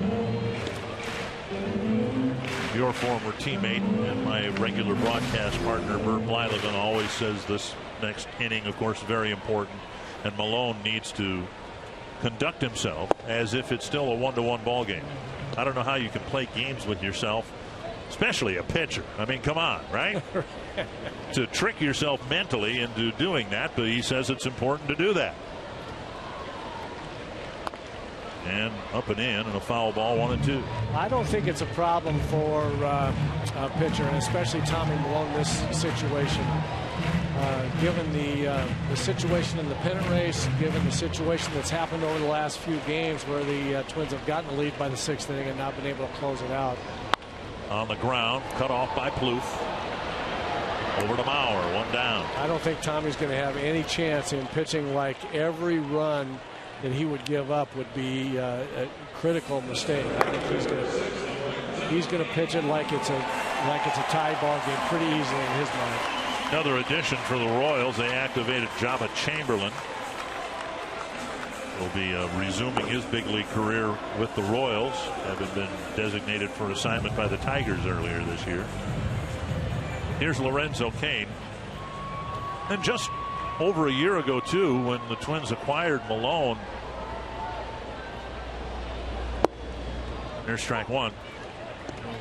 We got the sense from Tommy right away that, of course, he'd won 30-some games in the big leagues before he came to the Twins, but we just got the sense that he knew exactly who he was as a pitcher. Yes, sir. He knows he's not Yordano Ventura or Chris Sale or anybody. He knows what he has to do to be effective up here, and so he should be able to stay within that. And we just saw what he needs to do. There's a fastball for strike one on the outside corner, a fastball for strike two on the inside corner, going back away, and flip change up, and that's, I mean, that sequence of pitches right there are just the perfect counterpoint to what exactly what you're saying. He knows what he has to do, which throw the fastball on the corners and down. Mix in a changeup, mix in a curveball, come back inside. Check swing. Did he go? No, says first base umpire Jim Joyce emphatically, and it's 1-2. Pretty close right there. Pretty close to a swing and a really nice pitch. But after the sequence of pitches, throw that breaking ball in that position. Very close. Yep, it was close. It was good check by Kane. 1-2. And it's full swing and a miss, 2 down. And that'll bring up Eric Hosmer with the bases empty and 2 gone. That's the pitch right there that he really used effectively against the White Sox with 2 strikes. Yeah, that's a really, really good pitch. He's not throwing that much very often, but it's a little cutter, like a take something off of a cutter, 80 miles an hour with a lot of movement down and in. That's kind of a surprise pitch and a good one. I love that pitch there too. Again, what we're talking about. Let's get ahead of guys. He got ahead with fastballs to Zobrist and Kane. Now Hosmer drops a curveball in there to get 0-1. Just off the corner with a fastball. 1-1.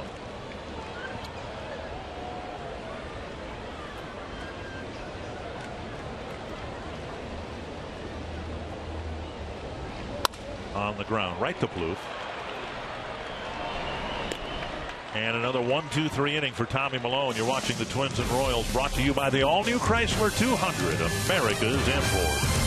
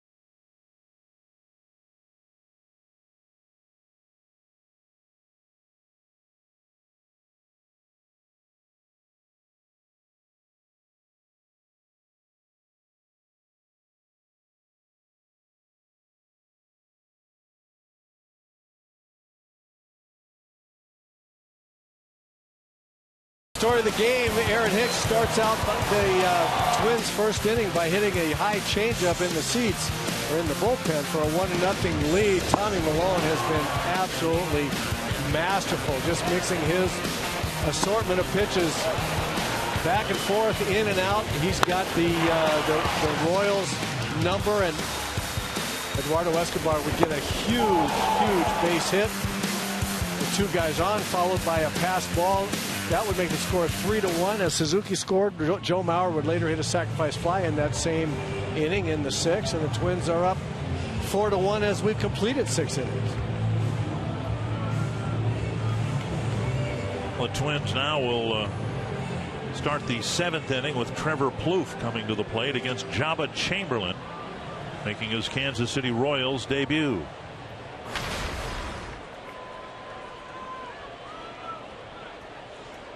Chamberlain, of course, early in his career was considered starting pitcher, reliever, swingman for the Yankees. Pitched out of the bullpen for the Tigers. They signed him late this year on a minor league deal, added him to the big league contract or to the big league team. And his case, one of several cases where things just did not work out well at all for the Tigers. Tigers have the worst record in the American League Central, second worst in the league to Oakland.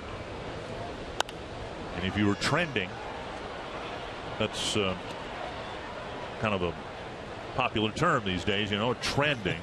Right. The Tigers are trending down. Oakland won today. Tigers might very well end up with the worst record in the American League. 1-2 to Plouffe. Rosario and Hunter will follow. And now 2-2. We also now get a little bit of an idea of Royals manager Ned Yost thinking in the sixth inning, bringing in Kelvin Herrera to see if he could just shut it down at a 2-1 Twins lead. See if he can hold it right there and not give up any more. That didn't work out, but I imagine if he could have kept it there, the bullpen would have shaken out just a little bit differently. Right. Dave Island, the pitching coach. 3-2 now to the leadoff man in the seventh. And Plouffe takes ball 4. And Chamberlain walks the first batter he faces here in the seventh.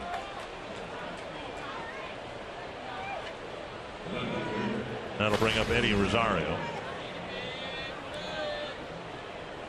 Twins have won 5 of the 13 games between these two teams. In the 4 prior series, there was a 3-game sweep here by the Royals over the Twins. So that explains what has otherwise been a pretty evenly played season series.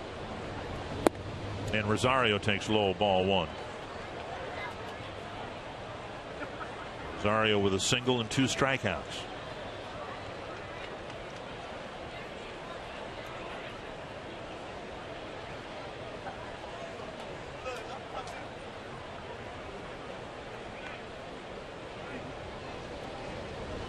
Fouled away. There is a juxtaposition that's hard to avoid here in this season series. For years, the Twins had and were what the Royals wanted to be: a division leader, a division champion, a postseason participant. Now the Twins, with the likes of Rosario and Sano, some improved play from veterans like Dozier and Hunter, they want what the Royals already have.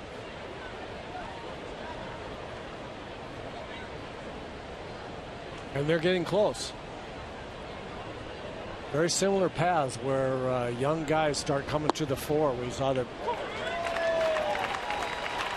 Speed pitch. Yeah, Rosario didn't like that. He thought it was he broke around the plate. But have watched the Royals grow up with Alex Gordon and Mike Moustakas and Eric Hosmer, Lorenzo Cain. Those were the guys that they were going to just go with and hope that they took the next step. Fastball strikes out Rosario. Third strikeout for Rosario, and that'll bring up Hunter. Twins and the Angels square off at Target Field September 17th through the 20th. It's a thirsty Thursday. Happy hour from 5:30 to 6:30, including deeply discounted beverages and appetizers at select Target Field locations. Saturday, a DQ Sensational Saturday. Sunday, a Super America Not Whole Kids Day. Call 800-33-TWINS. Visit twinsbaseball.com for tickets. Here's Hunter, who started the 3-run sixth with a first pitch single to center. And as Jack Morris and I were discussing in Houston, so much focus on the young guys and the future of the Twins. That's all well and good, but for Torrey Hunter, he's running out of time. He wants to get to the World Series. Never been there. Said he signed with the Twins because he saw the talent level. Twins won the season series over Torrey's Tigers last year, and he thought Twins were a nice vehicle in terms of an organization to get him back to the postseason. None of the players, of course, are thinking it, and I don't suspect many of the fans are either, but this, wait till next year philosophy with the burgeoning future of Buxton and Sano and Rosario and all that, it's all well and good, but if you're Torrey Hunter, you want to win now. And a drive to the left field corner. Plouffe round second, on his way to third. And he'll be held there. A double by Hunter, second and third with one away, and that'll bring Suzuki to the plate. Torrey with 5 hits in his last 2 games. Well, he got a hanging breaking ball there and stayed on it. You see right here, ball right up about belt high, and Torrey swinging the bat better, recognizes that pitch, able to keep it fair down the left field line. Third base coach Gene Glynn holding up Plouffe at third, as much because Alcides Escobar was the relay man as anything else. 2 out, he might have taken a chance, but with 1 out, and as well as Escobar throws and makes that relay play, that was the better decision to hold him there. Fastball on the outside corner with the infield in. 1 down. Twins trying to pad a 3-run lead.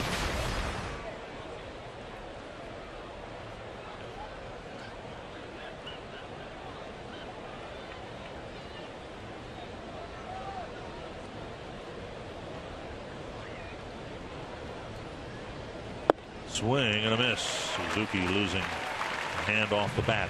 0-2. Chamberlain can still throw 95 by Kansas City standards. He's a soft tossing right-hander. Well, we saw that one at 97, at least on on this gun. That's a bit surprising for Chamberlain, but he's getting it up there. 0-2 to Suzuki. And Rez blocks that pitch. He's had a couple get by him in the 6th inning. Chamberlain has always been a kind of a head scratcher for ball clubs. I think he's tantalizing stuff. He throws, as you say, mid 90s to upper 90s at times. He's got a pretty good breaking ball, but he's just never been able to take a command his pitches for an extended period of time. And we're seeing kind of an example of great stuff that he walks a guy and hangs a curveball. Now he's got second and third. Popped up, it's back and out of play. That's just been kind of the way he's been. Good stuff that just hasn't quite panned out. You can't help but think, because he was considered a starting candidate with the Yankees in his career. The Yankees were really high on him. Yeah. But, he took this path, or they pushed him on this path, and it hasn't really worked out. He's become a journeyman roster filler the last couple of years. Suzuki takes outside, and so you can't help but wonder, well, what would have happened if he had been put on the starter's path and stayed there early in his career. Had some injury issues, some freakish things happened to him while he was with the Yankees. 2-2. Suzuki swings at one in the dirt. There needs to be a throw to first. Perez checks Plouffe, now 2 down. And that'll leave it up to Escobar. And the way Twins shortstop's been swinging the bat, you'd almost be surprised if he doesn't get a hit here. 2 for 2 with a walk tonight, including a big RBI single in the 6th. Perez is going to go out and talk to his pitcher about how they're going to pitch to Escobar, saying, this guy's a pretty good low fastball hitter. Let's not throw it there, and or something like that. I would imagine. We talk about pitchers. You were talking about Tommy Malone staying within himself, knowing what he has to do. It applies to hitters too. And here's a perfect example. Eduardo Escobar is a low fastball, breaking ball strike hitter, and if he stays with that program and takes fastballs that are belt high and above, and just concentrates on the ball low in the strike zone, he'll be successful. Up and away, ball 1. Hicks the on deck hitter. Escobar's single in the 6th put the Twins in front. It was the first hit with a man in scoring position against Ventura in more than a month. That's how good Ventura's been with men on base. And now up and away 2-0. So you see there, they're saying Perez went out and told him, said, look, he sits on low fastballs. Let's try something else. But Chamberlain not able to get the breaking ball over. Now he's 2-0. And what we may see, we'll see. This pitch will tell a lot of whether or not they want anything to do with Escobar here with first base open. 2-0 with 2 down. And a strike on the outside corner.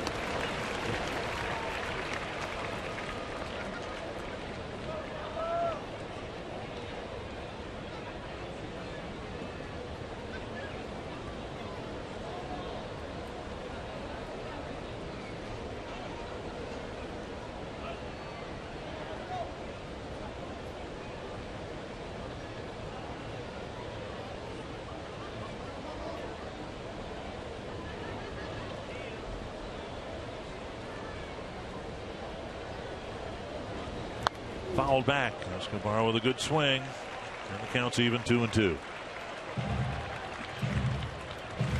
See, when you're going good, I would imagine you can afford to smile when you maybe have missed your pitch. You know, he's 2 for 2. He's picking up 2 hits a game, it seems, now for the last 2 weeks. There are too many situations where this young man's not smiling. I will tell you that. But he's seen 4 straight breaking balls now. And so he's got to stay in protect mode. There's little doink down the left field line, chased by Orlando, and he can't make the play. It's a fair ball, and 2 runs will score. In bloop fashion, Escobar gets it done again. When you're hot, you're hot.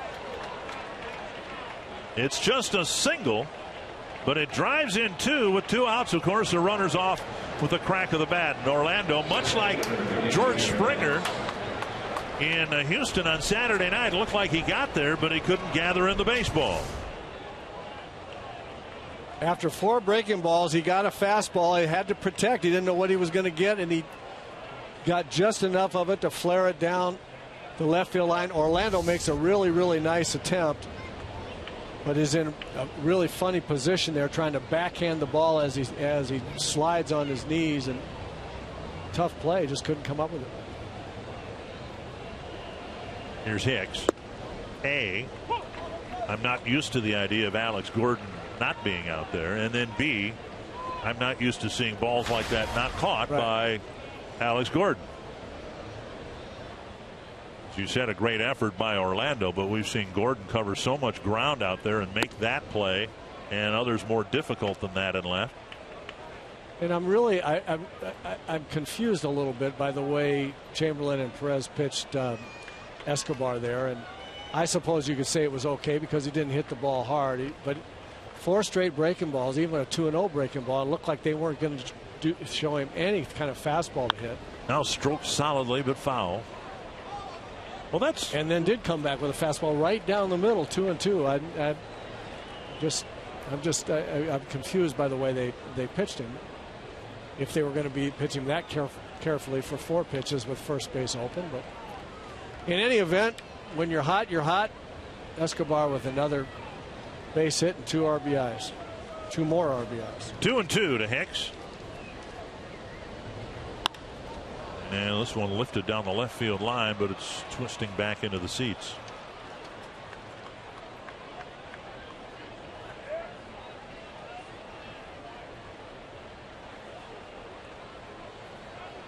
Escobar 3 for 3, 3 runs batted in.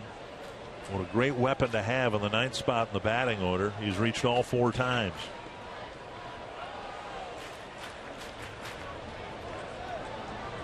Hicks started the scoring with a solo home run in the 1st inning.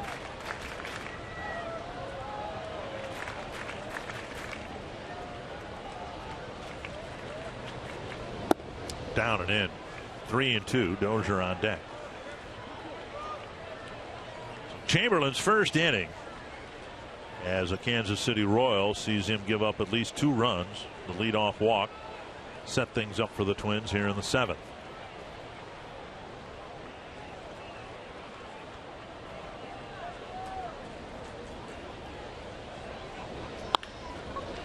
And with Escobar taking off, ball hit fairly hard, but to Escobar for the last out of the inning. The Twins with a 3-run sixth. Now a couple more in the 7th inning, and they are enjoying a 5-run lead. Tonight was Military Appreciation Night here in Kansas City. And with that in mind, it's our pleasure to bring you God Bless America. Krista Joyce from the United States Air Force Academy Band as she sings God Bless America.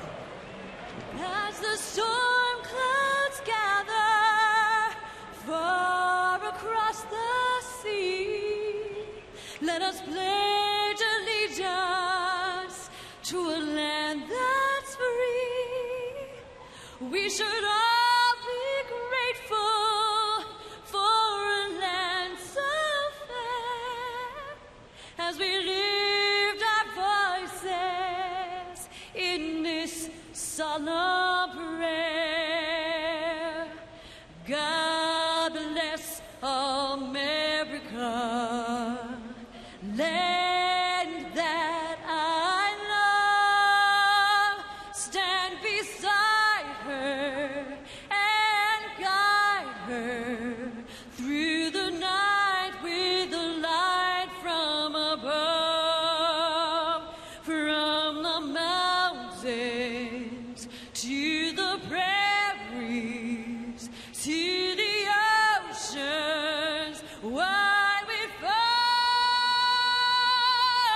God bless America, my home, sweet home. God bless America, my home, sweet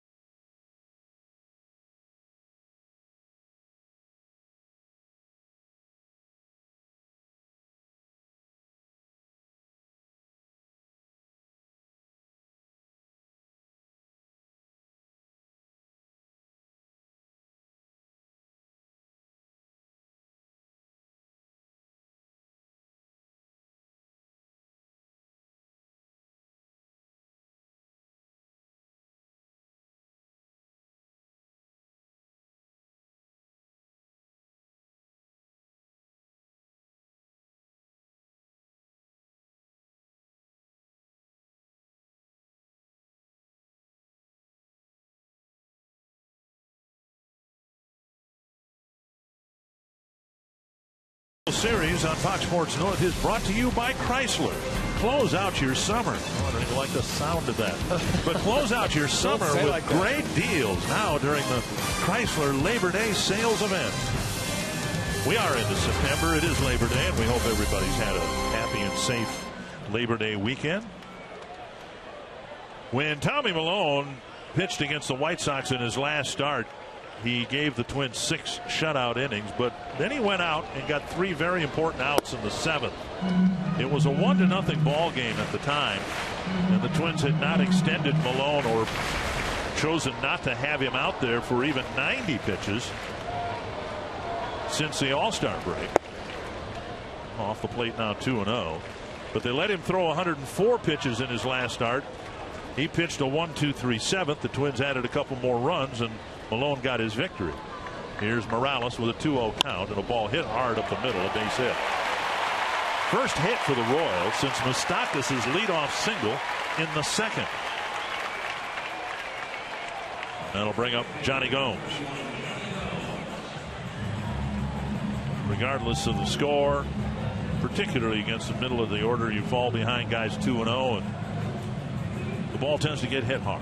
Yeah, that's what happens, and most times, many times. And when Tommy Milone falls behind 2-0, then he's not able to aim for the corners as much. He's got to get back into the count, and he threw a high fastball in the middle of the plate there, and probably lucky that single to center is all that Kendrys Morales did with that. Gomes, the batter, bouncer to third and a walk against Malone. Strike at the knees for Morales. He is now 4 for 24 in his career against Tommy Malone. Gomes, an interesting pickup. Comes from a winning tradition with Oakland, Boston.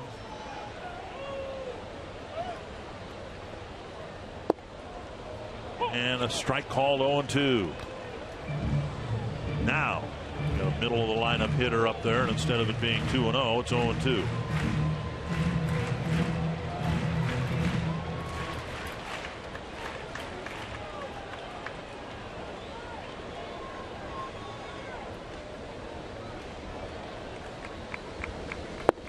Down and away, 1-2. Yankees beat Baltimore. Detroit beat Tampa Bay. Texas beat Seattle in the most important game for the Twins. The Angels are playing the Dodgers. The Angels are the team just beneath the Twins in the wild card standings. Strike 3, and Gomes is out on strikes. One down. It'll bring up Moustakas.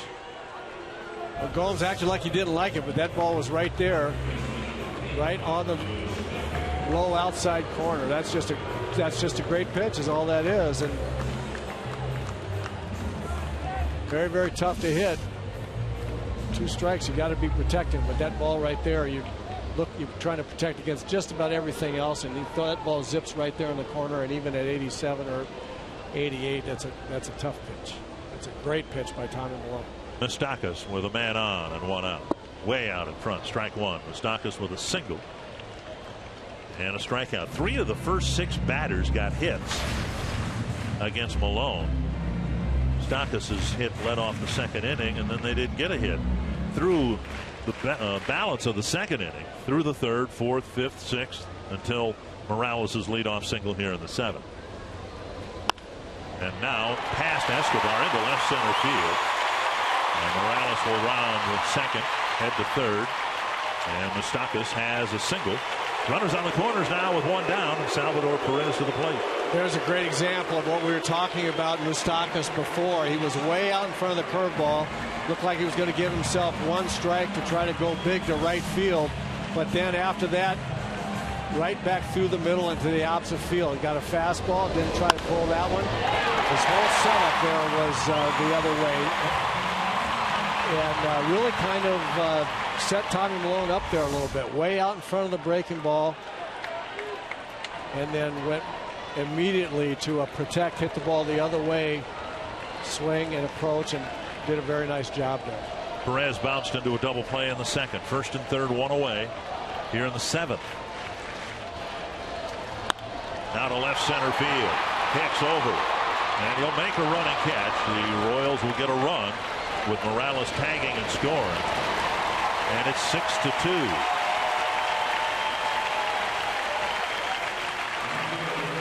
Two away and Orlando to the plate.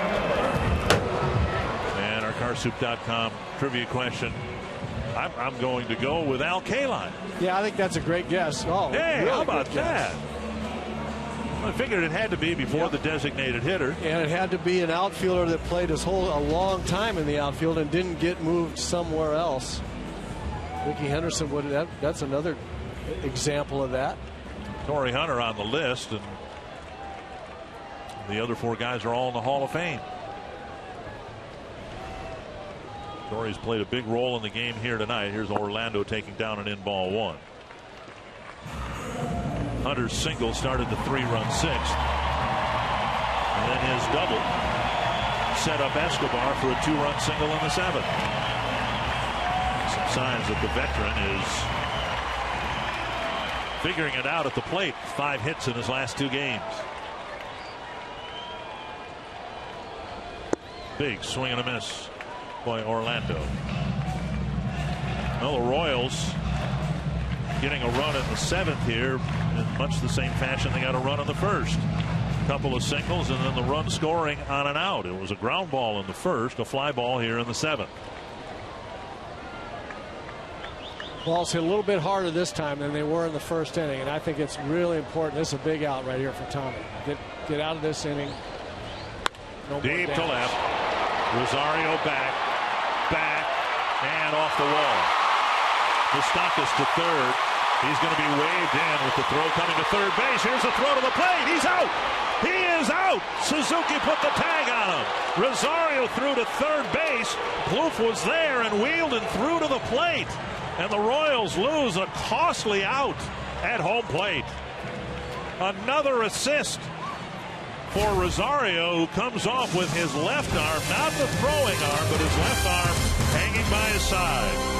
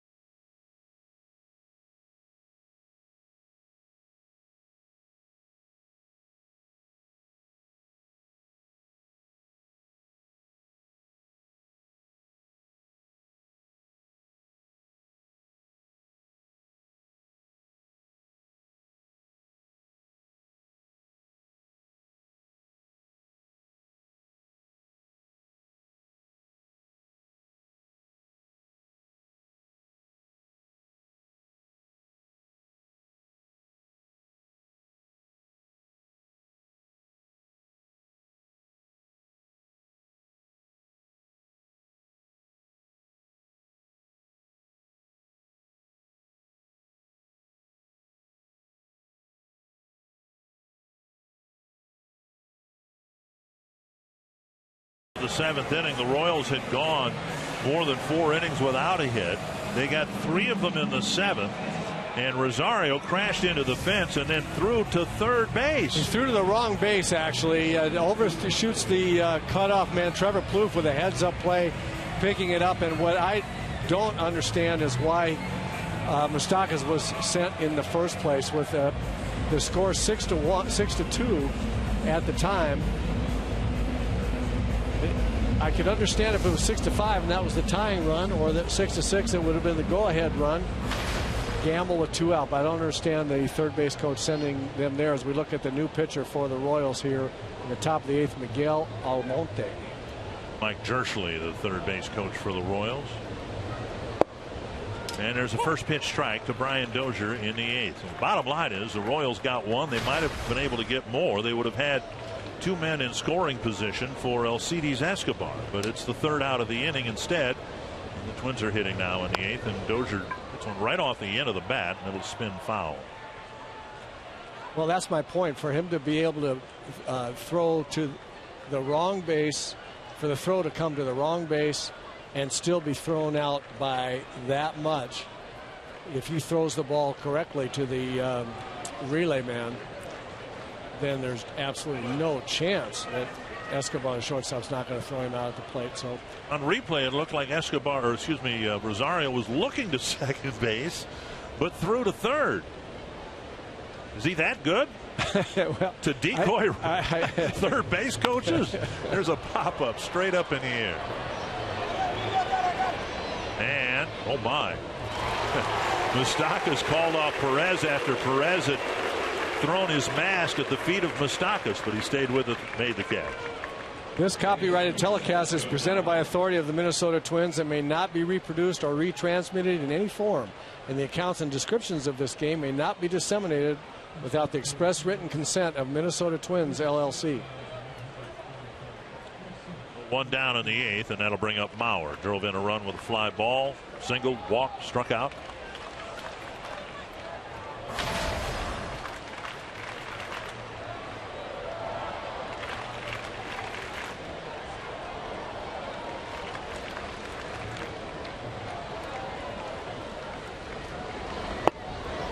Strike one.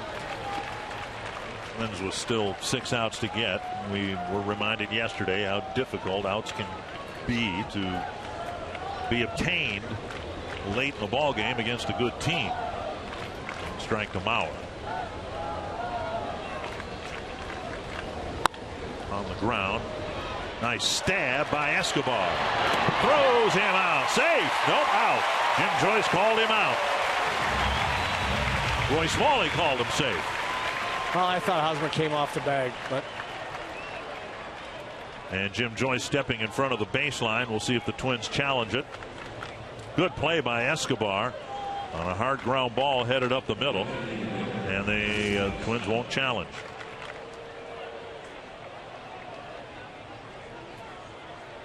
Kept the toe nice, on. Yeah, nice play by Hosmer. Very nice.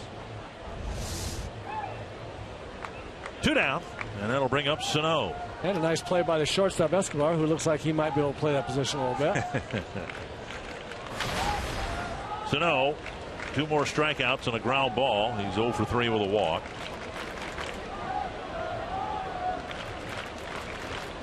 Breaking ball over, strike 1.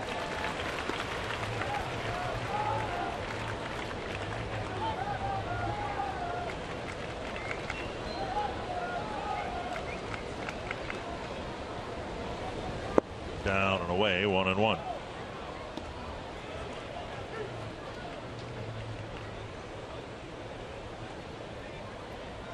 Only 37,000 the paid tonight.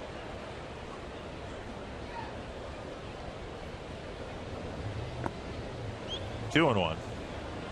If Sano were to reach either through a walk or single, it's entirely possible we'll see him be pinch run for.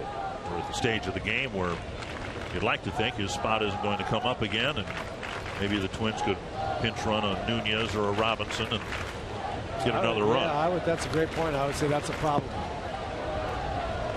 2 and 1. Swing and a miss.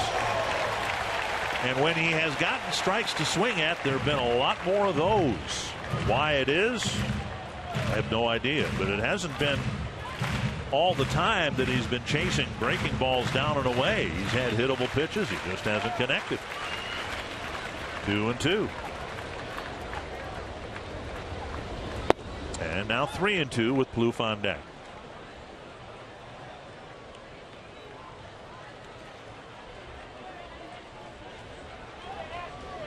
I'd like to see him look for the ball out over the plate and try to hit it over the center field fence or over the right center field fence. Just forget about inside pitches and left field. Just hammer the ball over the right center field fence. Breaking ball taken for ball 4, and we'll see if the Twins send a pinch runner in for Sano. And it will be Danny Santana who will do the running. As promised earlier in the game, we've selected the Data Strong fan photo of the game. Tweet your strongest fan photo to North Data Strong Fan for a chance to be featured in an upcoming broadcast. Brought to you by T-Mobile, and with strong consideration to Heidi Herbeck watching the Twins from the back of her pickup. There is our North Data Strong Fan photo of the game. Sano has drawn 2 walks, gotten on base, and he's lifted here for Santana. For the time being, will take over in the DH spot. Strike 1. Twins haven't seen much of Almonte by now. With just 1 pitch from the stretch, they've timed him. See if the Twins want Santana to take off here.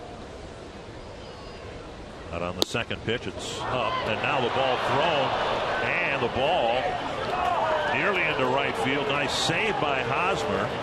And then Santana, as he tried to shuffle to his feet, nearly got tagged out by the first baseman. Boy, Hosmer's good over there. We saw some great footwork to stay on the bag. We've seen him make a lot of nice plays. That stab right there was about as good a play as you're going to see. Perez has not had a particularly good game. That was a bad throw, and you could see Santana stumbled a little bit getting back. I'm sure he's been told. He has firsthand knowledge, perhaps, of Perez's ability to throw to the bases.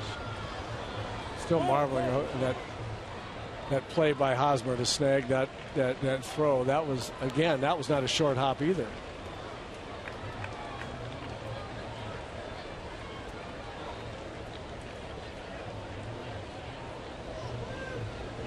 One and one.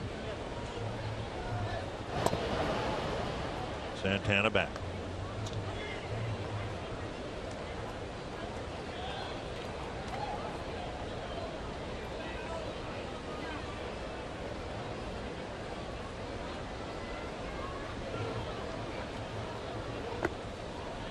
Down and away. Started talking about outs are hard to come by against good teams late, particularly on the road. But now you look at the scores of these Royals games here in this homestand. 7 runs allowed, 12 runs allowed, 6, 7, 6 more here tonight.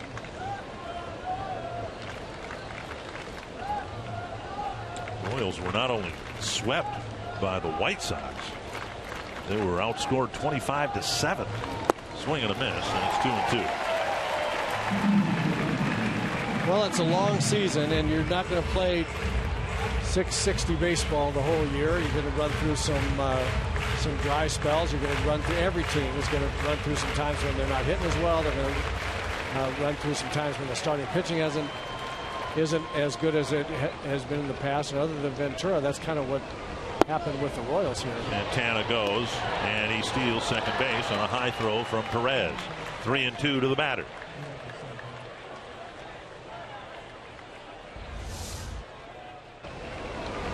Pretty good jump by Danny. That high throw helps him there a little bit. Nice to see Danny Santana's speed running around the bases again. He understands that he might get an odd inning or two in the field, but that's his role to pinch run here in September.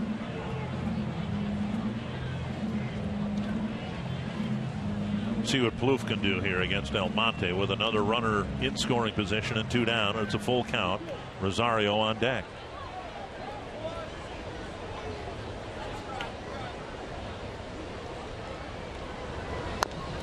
Trevor got a piece.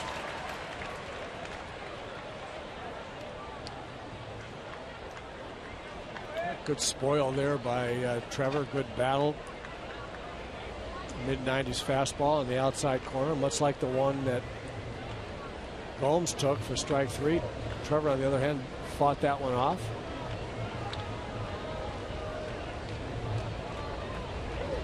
Swing and a miss is reared back at 98.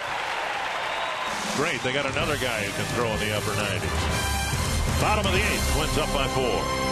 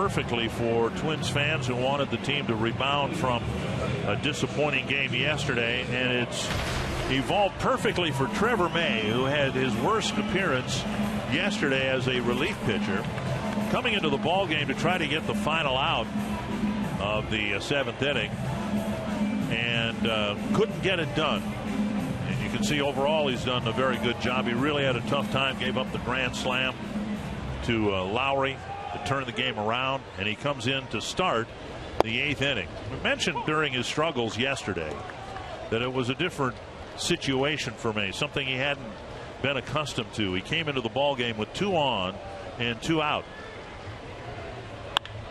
And now a ball smashed past Plouffe. And it's a base hit for Escobar, leading off the 8th inning.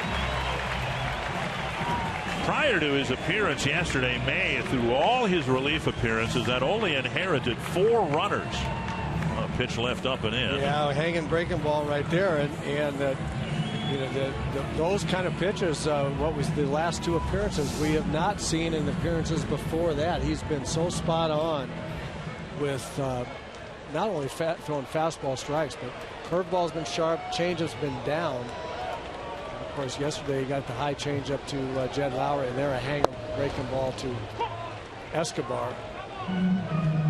But you were going to make another point. Well, it's just different for someone, particularly someone who's adjusting to a relief role, to come in now to start an inning and to be thrown into a very tight spot as he was yesterday. He didn't obviously respond well to it. Now a double play grounder, and he gets 2 outs.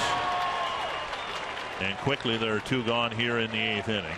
Time now to take a look at the road ahead, presented to Chrysler by Chrysler, and principally on the road. But then after that series in Chicago, the Twins have a 10-game homestand at Target Field. So then the hope is they can at least be where they were at the end of the road trip, and then maybe make up some ground during the homestand. Well, that's what I was getting to a little bit earlier. We were talking about the schedule you're looking at right there, that after this road trip, not only are they home for 10 games, but they finish out the season. Great fastball there at 97 on the corner.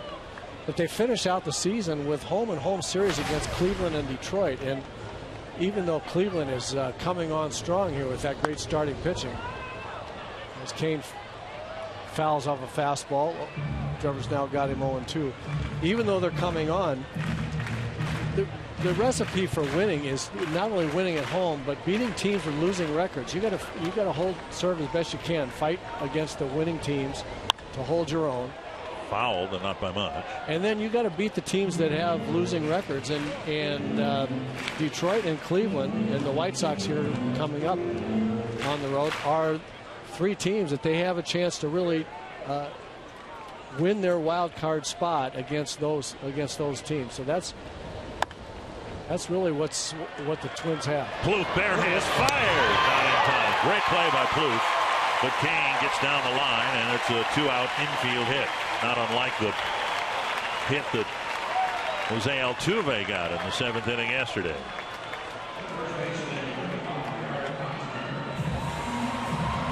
And now Hosmer. Anyway, just to take a look at Plouffe charging and doing what he could. Yeah, another terrific play by Trevor. His hands are so strong, and his ability to grab the ball barehanded on balls that most guys would use their glove hand. Did everything he could there. Kane just down the line too quickly. Hosmer 1 for 3, a single, a ground ball single, and then a couple of ground balls for outs.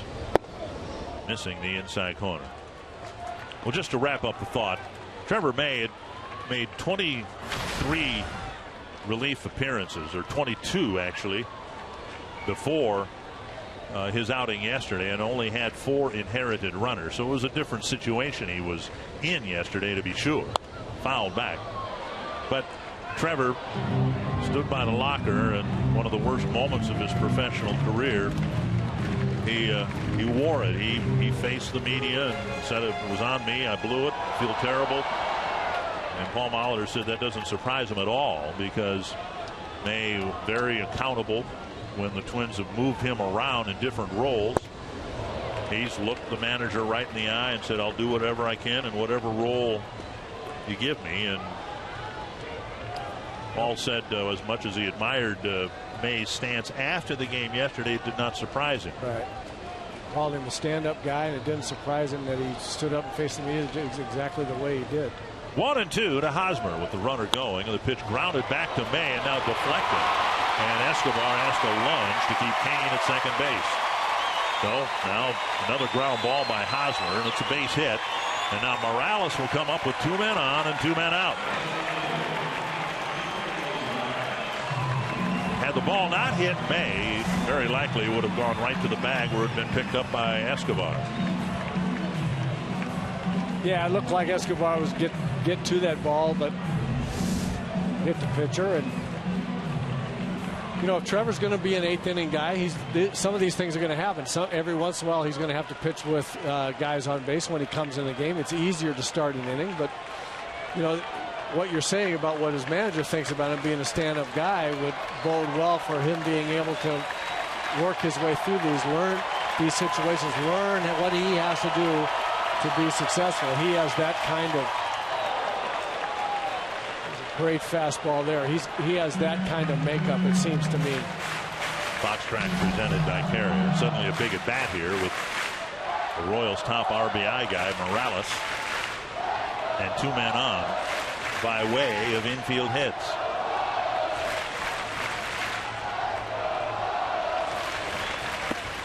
Missing 1-1.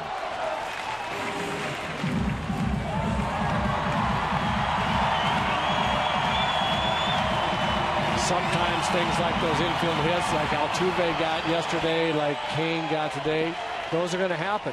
That's just going to happen sometimes, and you got to figure out how to get your stuff back and make good pitches. Fouled away. Of course, one of May's fastball tonight, just a great fastball, and more command of it than he had yesterday. And the pitch that was the game changer was a hanging changeup to a left-handed batter, or a switch hitter, as was the case yesterday with Lowry, and is the case here with Morales. 1-2.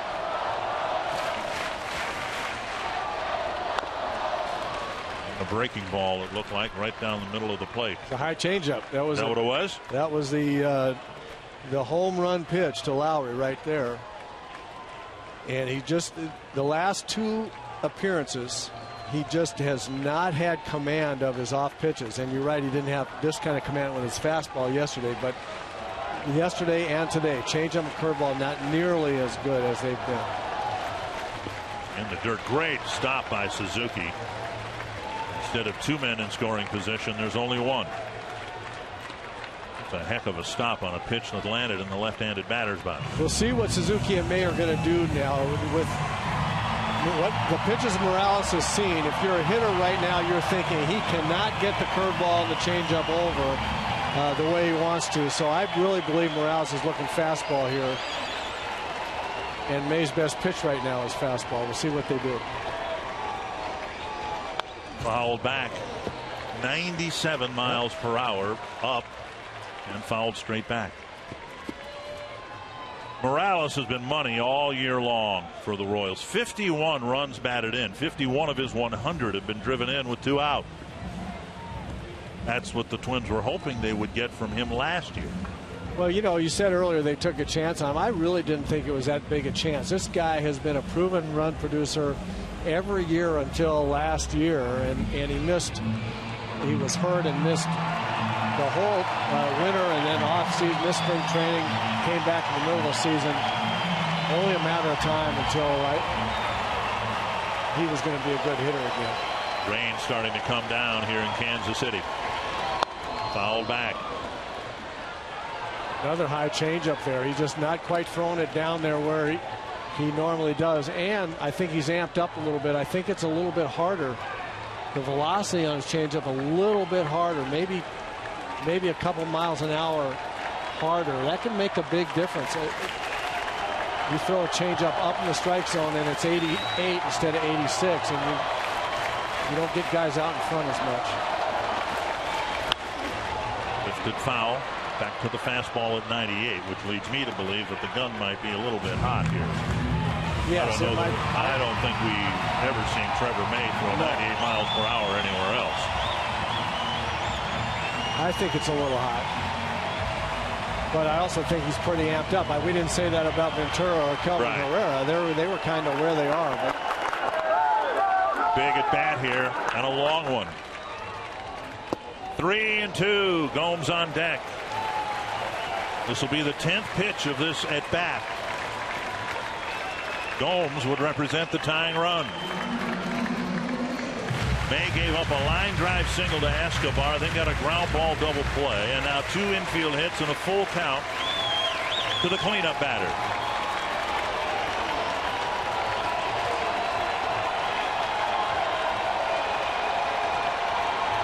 Breaking ball tapped foul. He's gotten a piece of everything May has thrown up there.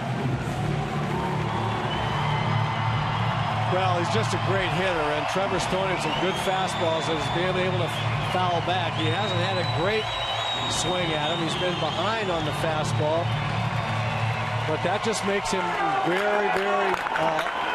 very much more on the breaking stuff. So he's just a really good hitter. 3-2 again. That one is nubbed in front of the plate. Suzuki has a play to finally end the inning. And Trevor May pitches a scoreless 8th.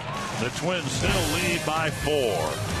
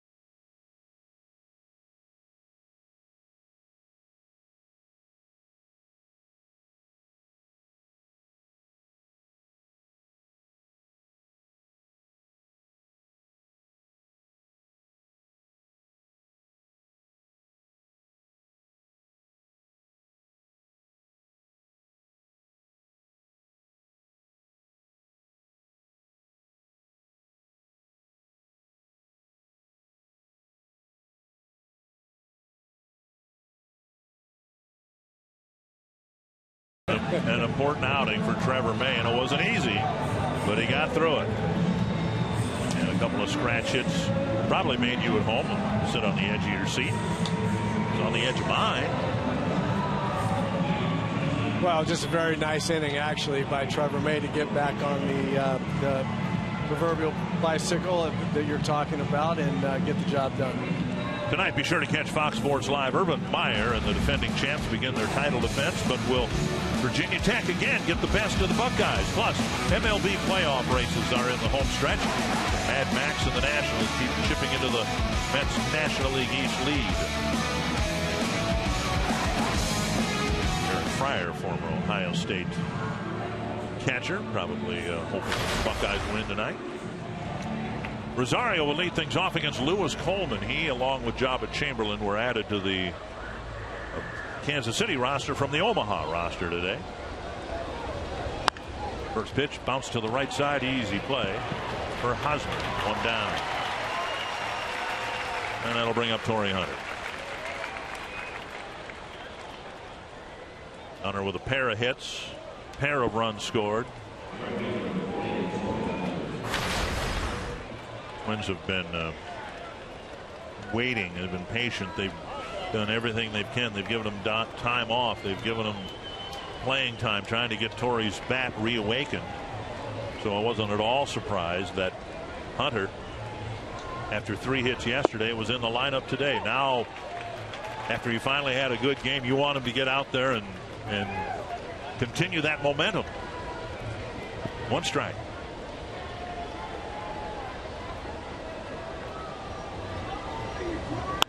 drive to left field. Chased by Orlando. He makes the catch, 2 down. And that'll bring up Suzuki. Give you some idea of the quality of at-bats for the Twins in this game. Facing a guy who is as dominant over a 5-start stretch as anybody in either league. The Twins have not been retired 1, 2, 3 here tonight. Not only did they score 4 runs against Ventura, they had a man on in every inning. They left 9 men on through the 6 innings. This was the ball chopped to third and Moustakas digs it out. Prior to the 9th inning, might be the best sequence of at-bats and plate appearances the Twins have had in quite some time.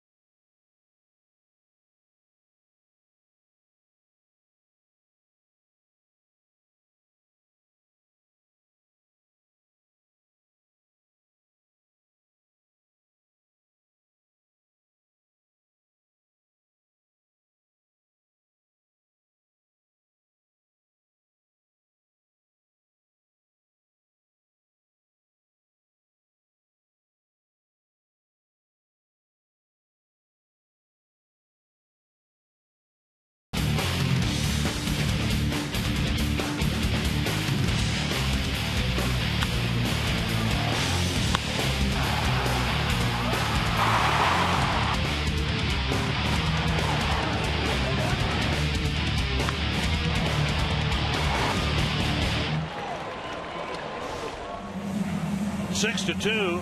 Twins are leading. Umbrellas are up. The rain continuing to fall. We're expecting some thunder showers here later on tonight, as we had last night. And as Trevor May had a redemptive inning in the 8th inning, Kevin Jepsen would like to have one in the 9th. It's not a save situation, but Jepsen had one of those Saturday in Houston and had maybe his worst inning as a Twin. But he got through it, got the save, his 11th of the year. Twins have changed the outfield, inserting Byron Buxton in center field. And that'll move Aaron Hicks over to right with Rosario staying in left. Alex Gordon will pinch hit for Gomes here in the 9th inning.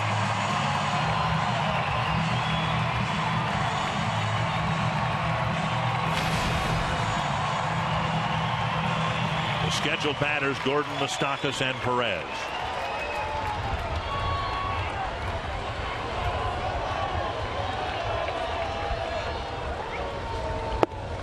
Up high, ball 1. Gordon crashed into the fence, suffered a terrible groin injury, and missed a long time, and the Royals never missed a beat.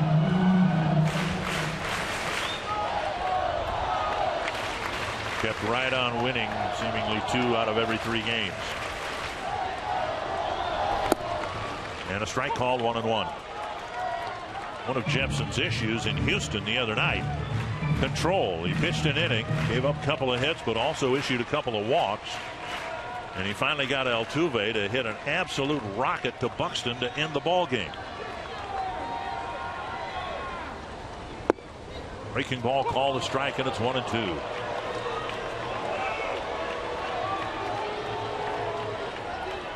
That's a really, really good curveball that we're getting used to seeing from Jepsen. Didn't have great command of it the other night, but when he's throwing that pitch for strikes with the fastball velocity he's got, that's tough, dude. That's good stuff.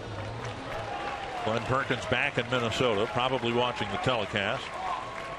We were told today the spasming in his back has been quieted down, but he hasn't resumed any baseball activity. So, as we said in Houston, until further notice, this guy's the closer. 2-2. Ball, third strike. Gordon's out on strikes, one away. A little brain cramp right there by Alex Gordon, set up by the great curveball. That really nasty curveball just put enough doubt in his mind that he just absolutely froze on that fastball on the inside corner, waiting to make sure it wasn't the curveball, and the fastball beat him. Moustakas will hit. A couple of base hits for Moustakas in the game and a strikeout.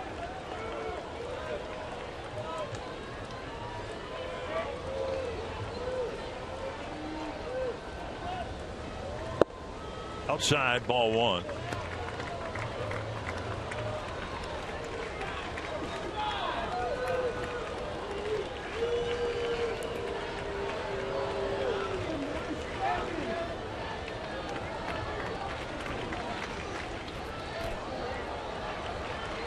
Swing and a miss out in front. It's 1-1. Both Jepson and Trevor May, when they're on, are so tough because of the fact that they have three pitches that they can, when they are throwing for strikes, are really good. 95-mile-an-hour fastball or a little higher, good curveballs and good changeups. That was a changeup there that Moustakas looked at. Chopped toward first, and it nearly hit the bag. Just bounced wide of the bag, a foul ball. The Twins tomorrow will send Kyle Gibson, who's done well in the past against the Royals, and Edison Volquez, who has emerged as a very reliable starter for the Royals. What's next brought to you by Century Link. 1-2 to Moustakas. Swing and a miss.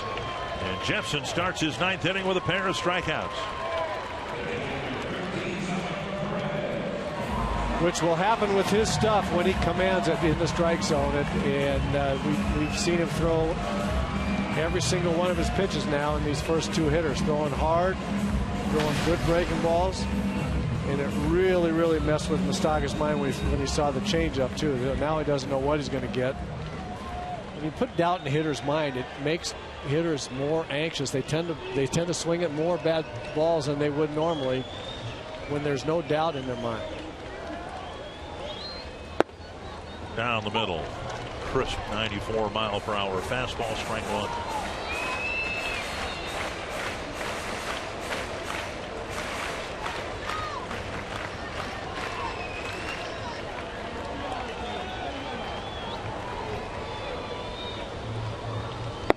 And now down and away.